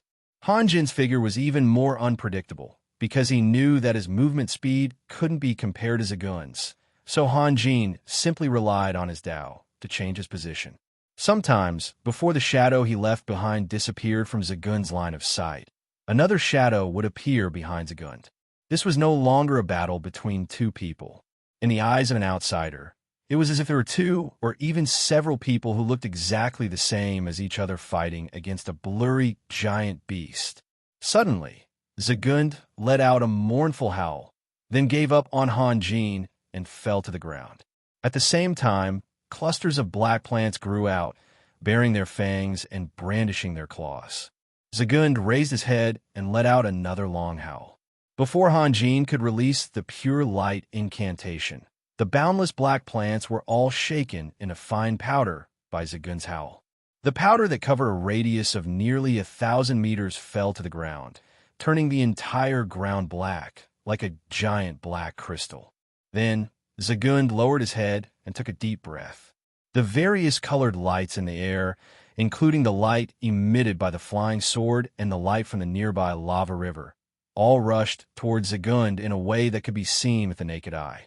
In the next moment, an extremely dark and profound world shrouded Zagund's body. Hanjin suddenly realized that he couldn't see anything. He could clearly sense his flying sword and knew that it was right in front of him, but he couldn't see it at all. The abyssal warriors watching the battle on the city wall could only see a semicircular dark dome suddenly appear, but they couldn't see what was happening inside. Alquit let out a scream and suddenly spread out his wings. His body turned into a bright silver line and shot towards the dark dome at an extremely fast speed. Seeing this scene, the vampires were stunned, and so were the warriors of the abyssal race below. What was he trying to do? Could it be that Lord Alquete wanted to attack the human together with Lord Zagund? That's not good. But after a moment, a vampire took the lead and let out a gloating laugh. Then, many other vampires followed suit. What's not good about that? As long as they could kill the human Lord Raphael, that would be the best thing.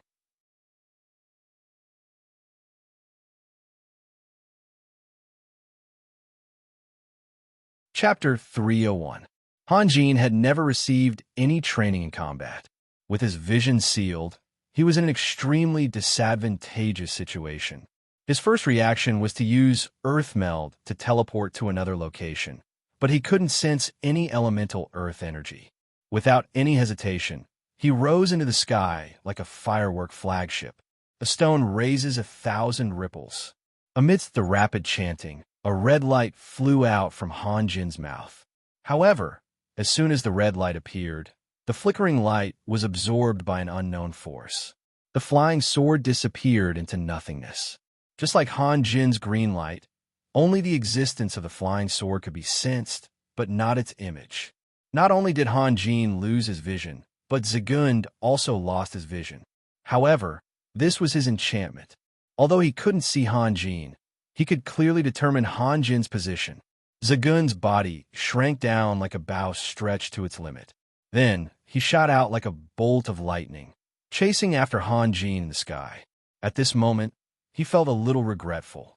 He thought Hanjin would release the light magic again to break through the extremely dense darkness. Who knew that Hanjin would immediately choose to avoid it? In a battle between experts, the slightest difference could lead to a huge loss. If Hanjin had used the pure light spell, even if it was only for half a second, his situation would have become even more dangerous. Hanjin was indeed a little childish in the past, but he wasn't stupid. He wasn't stupid at all. After 2 years of braving through fire and water, his rapid growth wasn't just in strength. From the first time he came to the underground city, he had released the pure light spell and disintegrated Zagund's dark magic several times. He didn't believe that Zagund would do something useless. Moreover, this was the first time he had sensed such intense fluctuations of dark magic. As the saying goes, avoid the main force and strike at the weak points. He made the right choice in a split second. A white light flashed in the deep darkness. Then, Hanjin's flying sword exploded, turning into countless sword shadows. The sound of wind and thunder resounded as the sword shadows shot out in all directions like raindrops. Zagund's dome of darkness suddenly twisted crazily. Every sword shadow that hit would form a sharp spike on the dome of darkness. In the blink of an eye, the originally smooth dome of darkness had become a sea caltrop covered with countless spikes. With the increase in strength, Hanjin's ultimate skill could cause massive destruction within a few hundred meters. Now that the thousands of sword shadows were all sealed within the dome of darkness, the attack area was forcefully reduced by several times. And naturally, the dome of darkness had to withstand the damage several times. Zaganide continued to fly into the air. The shadows of the swords left bloody wounds on his body, and his scarlet hair fluttered in the air. But he had no time to care about that. He forced himself to open a path in the sea of swords. He knew that he had already used all his strength. If he still couldn't kill Hanjin today, there would be no chance for him in the future. Hanjin could retreat later, but he couldn't. This was his last battle, and it was also the battle that would determine his life and death. Finally, the Dome of Darkness couldn't withstand the unimaginable destructive power and exploded with a boom. Hanjin only saw light in front of his eyes, and the rapidly changing scenery around him rushed into his vision. At this moment, Alquete was still 100 meters away from the battlefield. Seeing that he couldn't launch a surprise attack in time, he immediately opened his mouth and let out an earth-shattering roar. An invisible sound wave swept across the battlefield in an instant. Zagund saw that Alquete had interfered in his final battle. First, he was angry, then he was happy. To be able to become a lord, no matter how different their personalities were, first of all, they must be complete realists. To protect the dignity of a warrior or to think of a way to survive, it didn't seem difficult to choose between the two. Seeing that Han Jin's vision and body were a little stiff, Zagun's confidence increased greatly. His right claw made a sharp whistling sound as it forcefully tore through the air, directly grabbing at Han Jin's throat. In just a moment, Han Jin's eyes regained their clarity. But for Zagun, this was enough. Han Jin only just realized that Zagun's giant claw was close at hand. It was too late to release the ground shrinking spell, and Zagun finally saw the look of fear in Han Jin's eyes as he wished. Being forced into a corner, Han Jin had no choice but to fight with all his might. He flipped his left hand, and a ball of white flame appeared. Then he pointed his sword finger at Zaganide, and a green light flew from the bottom to the top, slashing toward Zaganide's chest. Zagund revealed a sinister smile and tilted his head to the side, avoiding the ball of white flames. His right claw continued to close in on Han Jin's throat. As for the green light, Zagund didn't care at all, because he could completely kill Han Jin first, and a magic tool that had lost its master couldn't display any power. With a boom, Zagund's giant claw not only pierced through the target, but even severed the entire neck. Han Jin's body suddenly turned into a ball of sand and stone, and the green light that should have lost its power turned into a giant sword more than 20 meters long. It carried the force of 10,000 kilograms as it slashed at Zagund's chest. Although he had transformed into a giant wolf, compared to Han Jin's flying sword, Zagund's body was still pitifully small. If Han Jin's flying sword was a giant fly swatter, then Zagund was a fly, blood splattered, and Zagund's body was sent flying diagonally. Amidst his shrill cries, he drew a parabola of grief and despair as he flew 70 to 80 meters before crashing to the ground. The underground city became completely silent, and even Alcuit was stunned. He couldn't understand. Originally, Zagund and Han Jin were evenly matched, and he should have had the upper hand by interfering from the sidelines. Who knew that in the blink of an eye, Zagund would be defeated, and Han Jin, who should have been killed, would appear in another place out of thin air. His expression was calm and tranquil, as if everything that had just happened had nothing to do with him. Under countless gazes, Zagund struggled to get up bit by bit. His body and his eyes were in an abnormally sorry state. Forcefully breaking through the waves of swords had left countless wounds of varying depths on his body, but they were only minor injuries and were nothing to be worried about. However, Han Jin's full-strength sword attack had almost killed him on the spot. On his abdomen, there was an extremely deep and long wound that almost covered his entire abdomen. One could even clearly see the organs inside. "You're too nervous, Zagund. In fact, I feel that my performance just now was a little pretentious. You should have been alert," Han Jin said calmly. "I didn't expect you to be so naive." Zagund slowly raised his head and looked at Han Jin in the distance. His entire body was trembling slightly, not because of pain, but because of the despair that came from the depths of his soul. In the past, no matter what kind of enemy he faced, he had the confidence to fight against fate. However, after meeting Han Jin, he was repeatedly thwarted. His child and wife were killed by Han Jin one after another. Han Jin came knocking on his door, stole his divine artifact, and almost destroyed his underground city. Now, what he thought was a sure kill attack, in the blink of an eye, he was the one who fell into a trap. An indescribable sense of exhaustion and powerlessness gripped Zagund's heart tightly. Even if he still had the strength to fight, he had no will to fight. "Alcuit, what are you waiting for? Waiting for me to come over?" Han Jin's gaze turned to Alcuit, and the corner of his mouth revealed a contemptuous smile. His attitude towards Alcuit was a little too harsh, but he had his own reasons. He knew that Alcuit had reached the peak of level 12 a long time ago. In his mind, Alcuit was shrouded in many halos, such as strength, wisdom, dignity, and so on. Who knew that Alcuit's performance would be so disappointing? First of all, Alquite's temperament was not good. When he saw his opponent escape, he actually stood there and cursed. As an intelligent life, he could choose various words to express his emotions appropriately. Cursing only proved that he was shallow. It seemed that living longer did not mean that one would become smarter and stronger. Life would not only evolve, but also degenerate. Alquite was a representative of degeneration. In that long sleep, not only did he not gain anything, but he also lost a lot.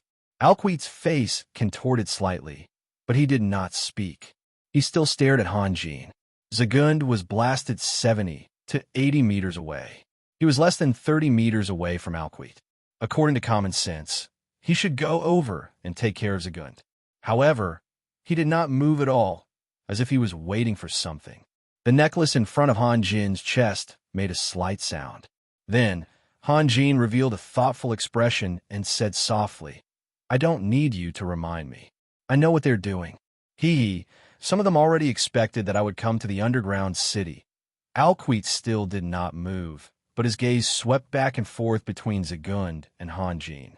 It was not clear if he hoped that Hanjin would quickly go over and kill Zagund, or if he hoped for something else. The gate of the underground city opened. Countless evil eyes, Medusas, and Minotaurs rushed out of the underground city and rushed towards Zagund. "Don't wait, Alquite. I won't go over." Hanjin smiled. "He's a pitiful guy.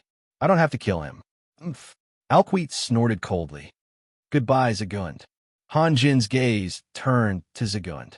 "Since you reminded me just now, I will also remind you to be careful. But this should be meaningless to you. You want to leave."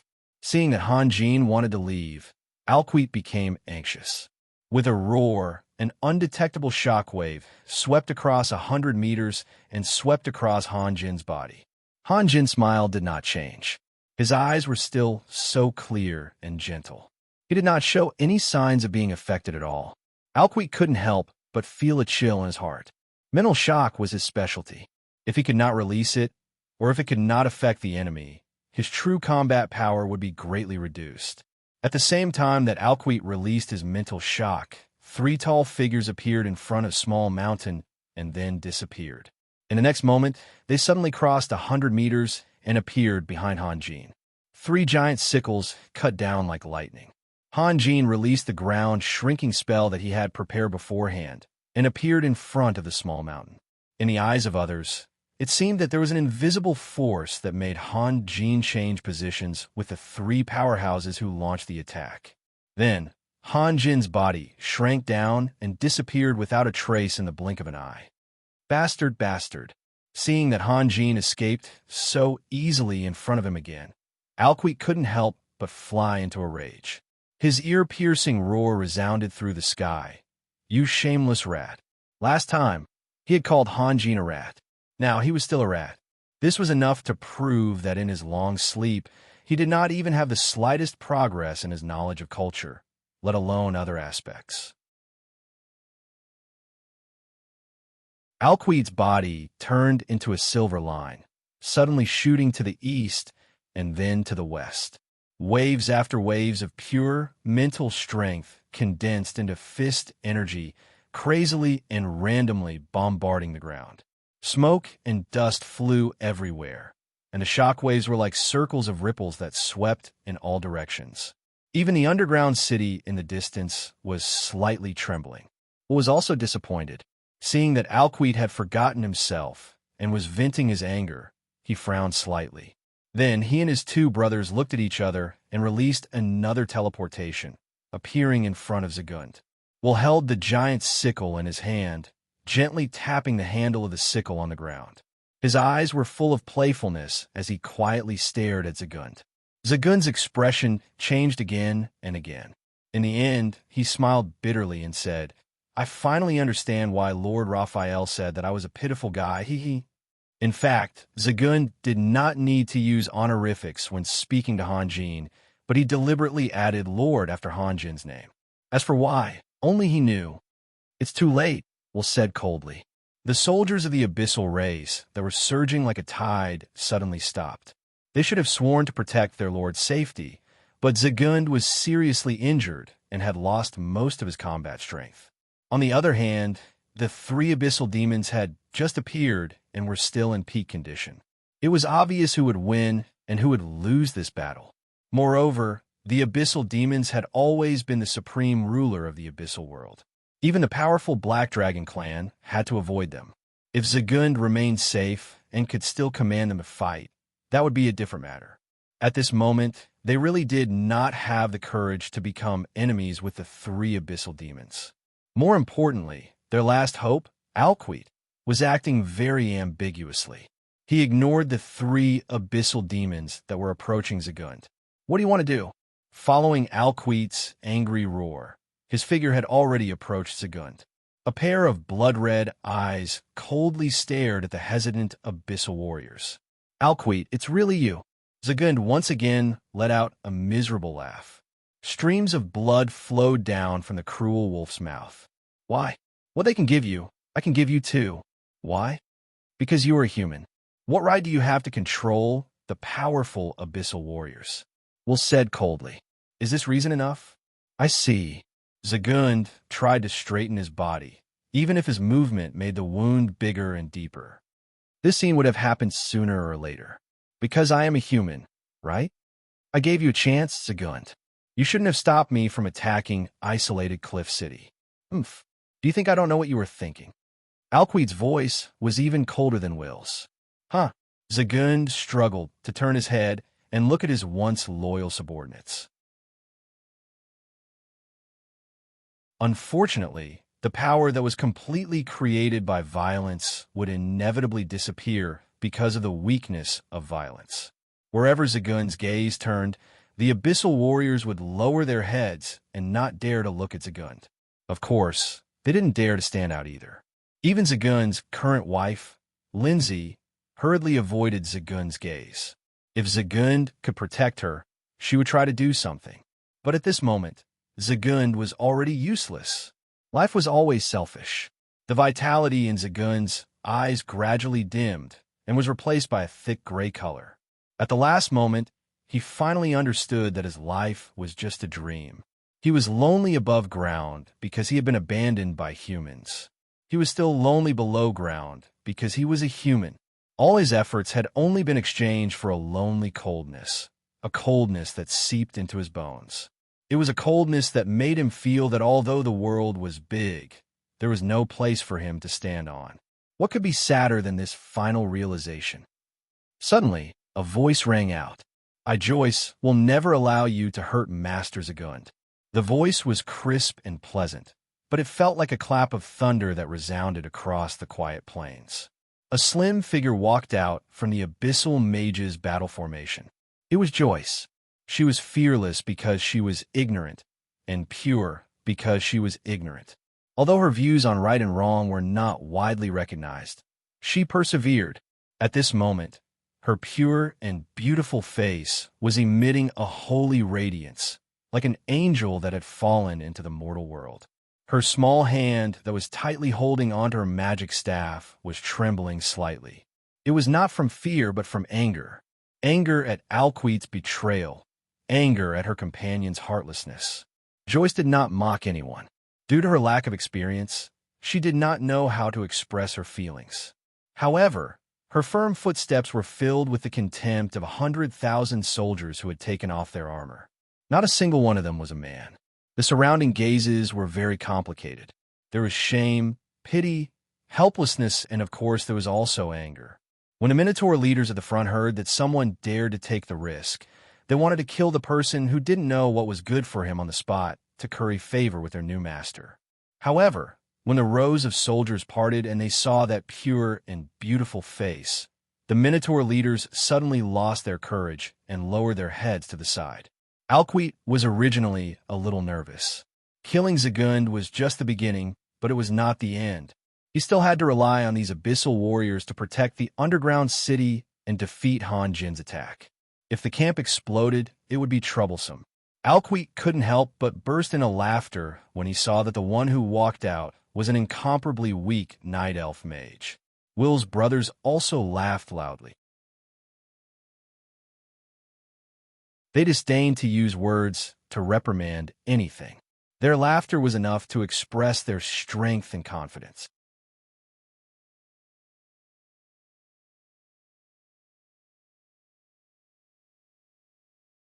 Chapter 302.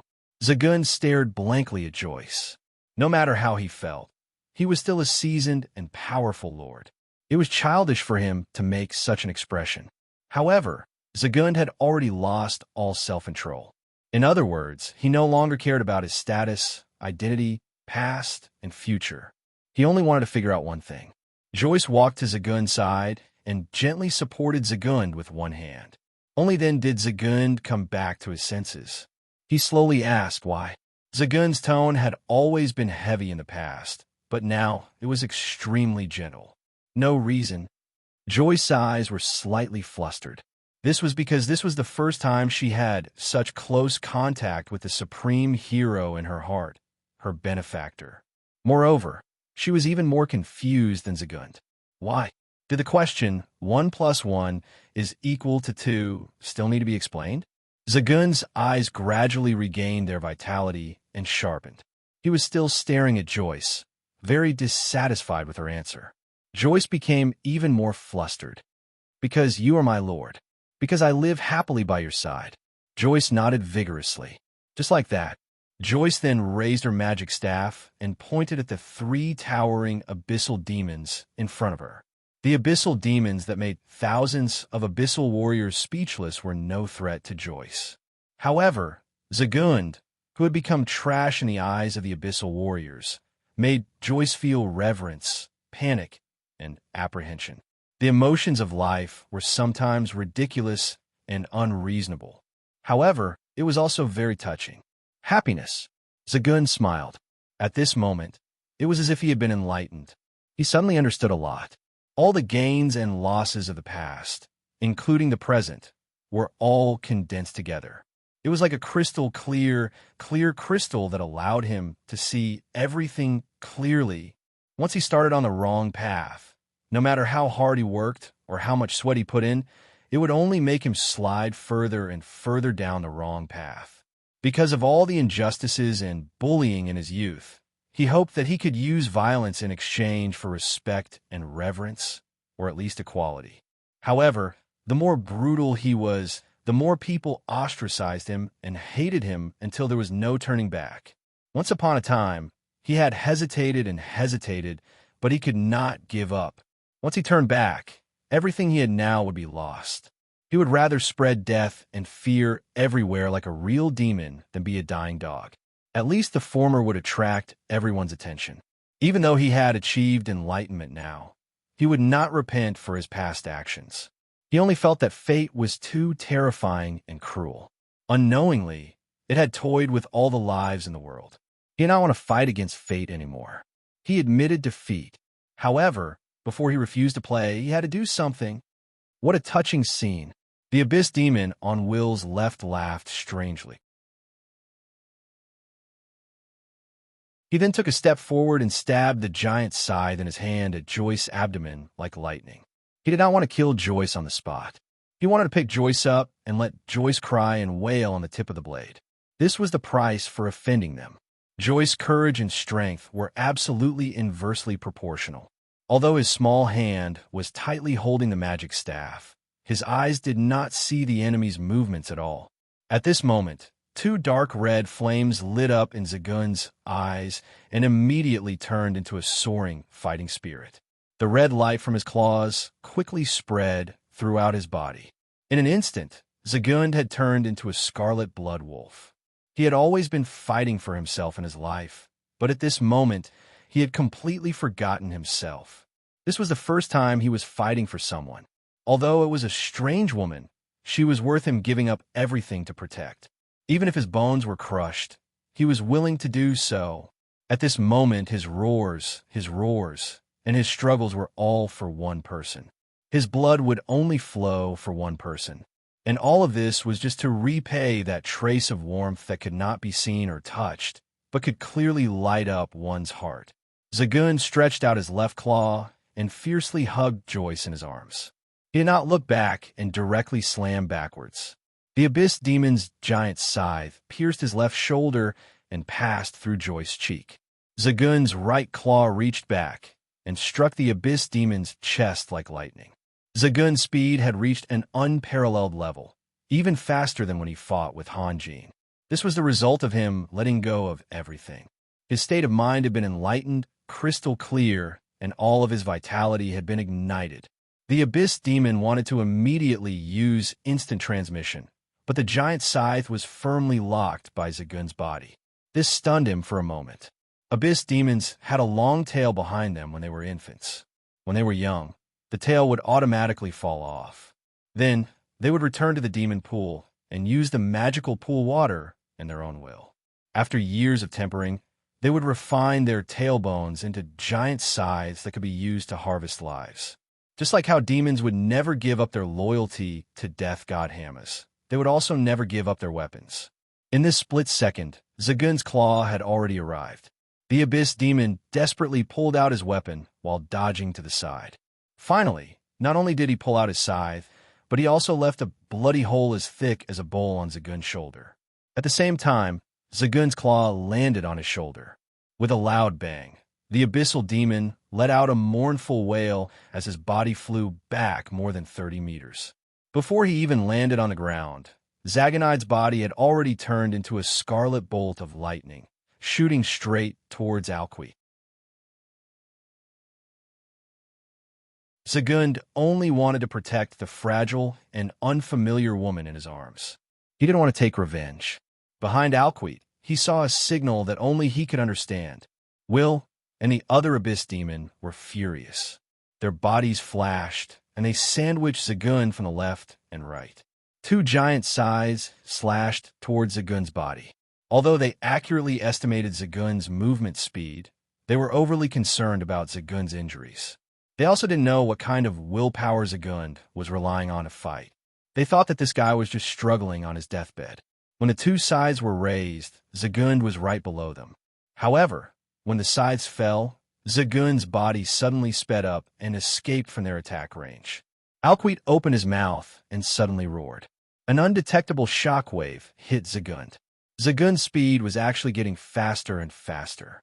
He didn't retreat at all and opened his cruel wolf's mouth, letting out an earth-shattering roar. Zagund, who had burned everything, wasn't affected by the spiritual shock at all. His bloody mouth and his erect, needle-like scarlet fur all expressed his madness and his determination to protect. If Alquit's spiritual shock was a type of hypnotism, then Zagund was a mad wolf. Could hypnotism have any effect on a mad life form? Impossible. Alquit was stunned, seeing Zagund's extreme ferocity and sharpness. As if he could swallow mountains and rivers and destroy everything in his path, he immediately revealed the strong character that Hanjin had seen through long ago. His figure flashed and moved to the side. His spiritual shock had no effect, and an abyssal demon had been severely injured by Zagund in an instant. He was really scared. Zagund ignored Alquit and continued to fly forward. Seeing Zagund break out of the encirclement as if there was no one around, Alquit felt a little embarrassed. He roared again and punched out. The fist energy, completely condensed from pure spiritual energy, formed a turbulent undercurrent and hit Zagund's back. As a distant ancestor of the vampires, a powerhouse at the peak of the 12th level, he only dared to attack the enemy's back. This was a little laughable and pathetic. However, no one dared to laugh at Alquit. Zagund groaned. He didn't counterattack, but borrowed the strength of the fist energy and continued to fly forward. However, Zagund, who was in his arms, gradually lost her strength. Her magic staff also fell to the ground powerlessly. Unfortunately, Zagund didn't notice anything. Purity itself was often weak and powerless. Just like Joyce now, Alquit's fist energy had only injured Zagund, but it had caused irreparable damage to Joyce. Wit didn't give up the chase. The other abyssal demon's figure flashed and appeared beside Zagund again. The scythe in his hand quickly slashed towards Zagund's neck. Whip appeared a few meters in front of Zagund and swept his giant scythe out. At this moment, a black arrow quietly attacked and hit Zagund's chest. Immediately, It turned into a black fog and enveloped the surrounding 10 meters, including Zagun's body. Whip was shocked and quickly withdrew his scythe. His brothers did the same. Alquit wasn't the only one who was scared to death by Hanjin. Whip and his surviving brothers were the same. They didn't want to fight with an opponent when they lost their ability to teleport, no matter who the opponent was. An elf in black clothes poked her head out from behind a rock. Behind her, dozens of elven archers walked out of the darkness one after another, and a row of arrows shot out in an orderly manner. Zagun let out a roar and shot out from the black fog. With a sweep of his right claw, the arrows suddenly turned into rows of sinister dark plants. They twisted and roared, forming a black barrier. In the next moment, Zagun's figure disappeared behind the barrier. Zagun tapped the ground with the tip of his foot and shot straight into a tunnel, leaving behind an angry roar. "Hurry up and leave." At the last moment, Zagun was no longer an ambitious person. In the past, he could sacrifice anyone for his own life, but now he hoped that the elves who remained loyal could escape. He even wanted to stay behind and block the enemy.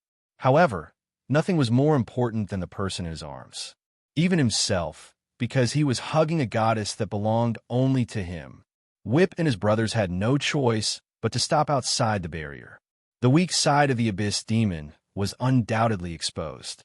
If there was a black dragon here, perhaps a dragon's breath could destroy the barrier. However, the attack power of the Abyss Demons was particularly weak. Of course, if the black dragon wanted to fight with them, it could only flee in the end, and it might not even be able to escape. Bastard! Alquit shot forward. He was so angry that his hair stood on end. If he let Zagun escape like this, not only would he leave behind a big problem, but it would also be a serious blow to his dignity. Moreover, it would be difficult for him to control the Abyss Warriors. If he knew that Zagun would come back sooner or later, who would be willing to be loyal to him? Alquit? Alquit slowly closed his right fist. A stagnant and heavy aura spread out from Alquit's body. A faint silver light lit up on the tip of Alquit's fist. Then, Alquit finally swung his fist. The majestic force of the fist was like an unstoppable tide that rushed forward. With a loud bang, a large hole of more than 20 meters in diameter was blasted out of the black barrier by this punch. In the next moment, Alquit had already passed through the barrier. Hazel was commanding the elves to retreat when he sensed the movement behind him. He couldn't help but turn around and see Alquit, who was not angry at all. Alquit's dignity was debatable. Hanjin looked down on Alquit, and Zagun just now also ignored Alquit's existence. However, to Hazel and the other elves, Alquit was a strong person that they could only look up to. The majestic spiritual power that he emitted had already formed an irresistible pressure. Alquit opened his mouth and suddenly roared. A sound wave that was undetectable to the naked eye spread out like a ripple. Against such relatively fragile life forms, Alquit's spiritual attack could have an immediate effect. Dozens of elves screamed in pain. Even Hazel covered his head, staggered a few steps, and knelt on the ground. Will and his brother also passed through the barrier through the big hole. Will coldly glanced at the elves and casually waved his scythe, cutting an elf that staggered towards him into two halves. His brother rushed to the front of a tunnel and carefully observed the bloodstains on the ground. Then, he used teleportation and disappeared into the depths of the tunnel. Will was just about to chase after his brother when Alquit suddenly shouted, "Will, wait a minute. What's wrong?" "Lord Alquit." Will raised his head. You. Alquit's expression was strange and complicated. "What's wrong?" Will frowned. Now is not the time to hesitate. "Have you forgotten, Raphael?" Alquit finally said a complete sentence. The words Raphael were like a spell with terrifying power. It made Will feel as if he was struck by lightning, and his whole body stiffened. "Why didn't you say so earlier?" Will suddenly roared and stared at Alquit. Then, he rushed to the entrance of the tunnel and roared crazily, "Bar, come back. Come back quickly. Be careful of Raphael. Come back quickly." Will's roar spread far and wide in the tunnel. However, there was no response. The abyssal demon moved too fast. In the time Alquite hesitated, Bar had already stepped onto a path of no return. Alquite's old face was red. He wanted to defend himself, but he couldn't say anything. After all, he was a distant ancestor of the blood race with status and position. He was unquestionably a powerhouse at the peak of the 12th level. How could he openly show fear to an enemy? That was why he hesitated between protecting his pride and reminding his allies. In the end, although he made the right choice, it was too late. The pitch-black entrance of the tunnel lay there quietly, like a monster that chose people to devour. Will's head was already covered in cold sweat. He held the giant scythe tightly with both hands. He didn't dare to go in. The previous experience in the tunnel was like a nightmare pressing down on the depths of his soul. He really didn't dare to go in. Moreover, the blood race that Alquite sent out found the corpses of his brothers. That Lord Raphael actually cut open the heads of his brothers and took away their magic crystals. Looking at the tragic corpses, Will was inconsolable and terrified. It wasn't just the fear of power, but also the sadness and helplessness of being at the bottom of the food chain. The powerful demon race was just a prey to that terrifying Lord Raphael. Alquite coughed dryly. Will didn't seem to hear Alquite's words. He was still staring blankly at the pitch-black entrance of the tunnel. All right, Will, your brother Zack is injured. Be careful of that Raphael. Alquite suddenly shouted. Yes, Zack. Will woke up from his dream. His expression was like a drowning person who finally found a straw. Hurry, Zagund was still flying forward. It was said that he had become a man of affection and righteousness, but he was still so cruel, even to himself. Just a moment ago, he felt that his intestines were in the way, so he waved his sharp claws and forcibly cut off his intestines. It was said that he was still heartless, but everything he did was to protect a stranger. He had gathered all his vitality and all his willpower to do one thing, and that was to run. A narrow stone bridge appeared in front of him. Under the bridge, there was a thick red light rising. Obviously, there was a lava river below. Zagund knew that he couldn't hold on any longer. He leaned heavily on the stone wall and gasped for breath. He lowered his head and said, when he saw the beautiful face that had already withered, Zagund instantly turned into a statue. He was running away with all his strength and didn't have time to divert his attention. In fact, Alquite's punch had completely cut off his vitality. It even broke and shattered many of his bones. His body was like noodles, terrifyingly soft and pitifully soft. After a moment, an inhuman howl suddenly came from the narrow stone bridge. No, no. The voice was hoarse, crazy, and filled with suffocating despair. It spread to the front and back of the stone bridge and spread far and wide. On the bridge, Zagund sat on the ground bit by bit. The cruel wolf's kiss slowly rubbed against Joyce's gradually cooling chest. His mouth was still letting out a voice that sounded like he was begging and complaining. No, no. He had just realized that his endless struggle was nothing more than a dream. Then, he ignited all of his vitality and fought a final battle for his goddess. Who would have thought that this final battle would also turn into a laughable bubble? Perhaps he really did have the right to curse fate, because fate was too unfair to him. If you want to know what happened next, please go to www.chijian.com. There are more chapters. Support the author. Support the original reading. You're tuning in to the Warrior Lore YouTube channel. Don't forget to subscribe and join us on this journey to catch the most captivating stories.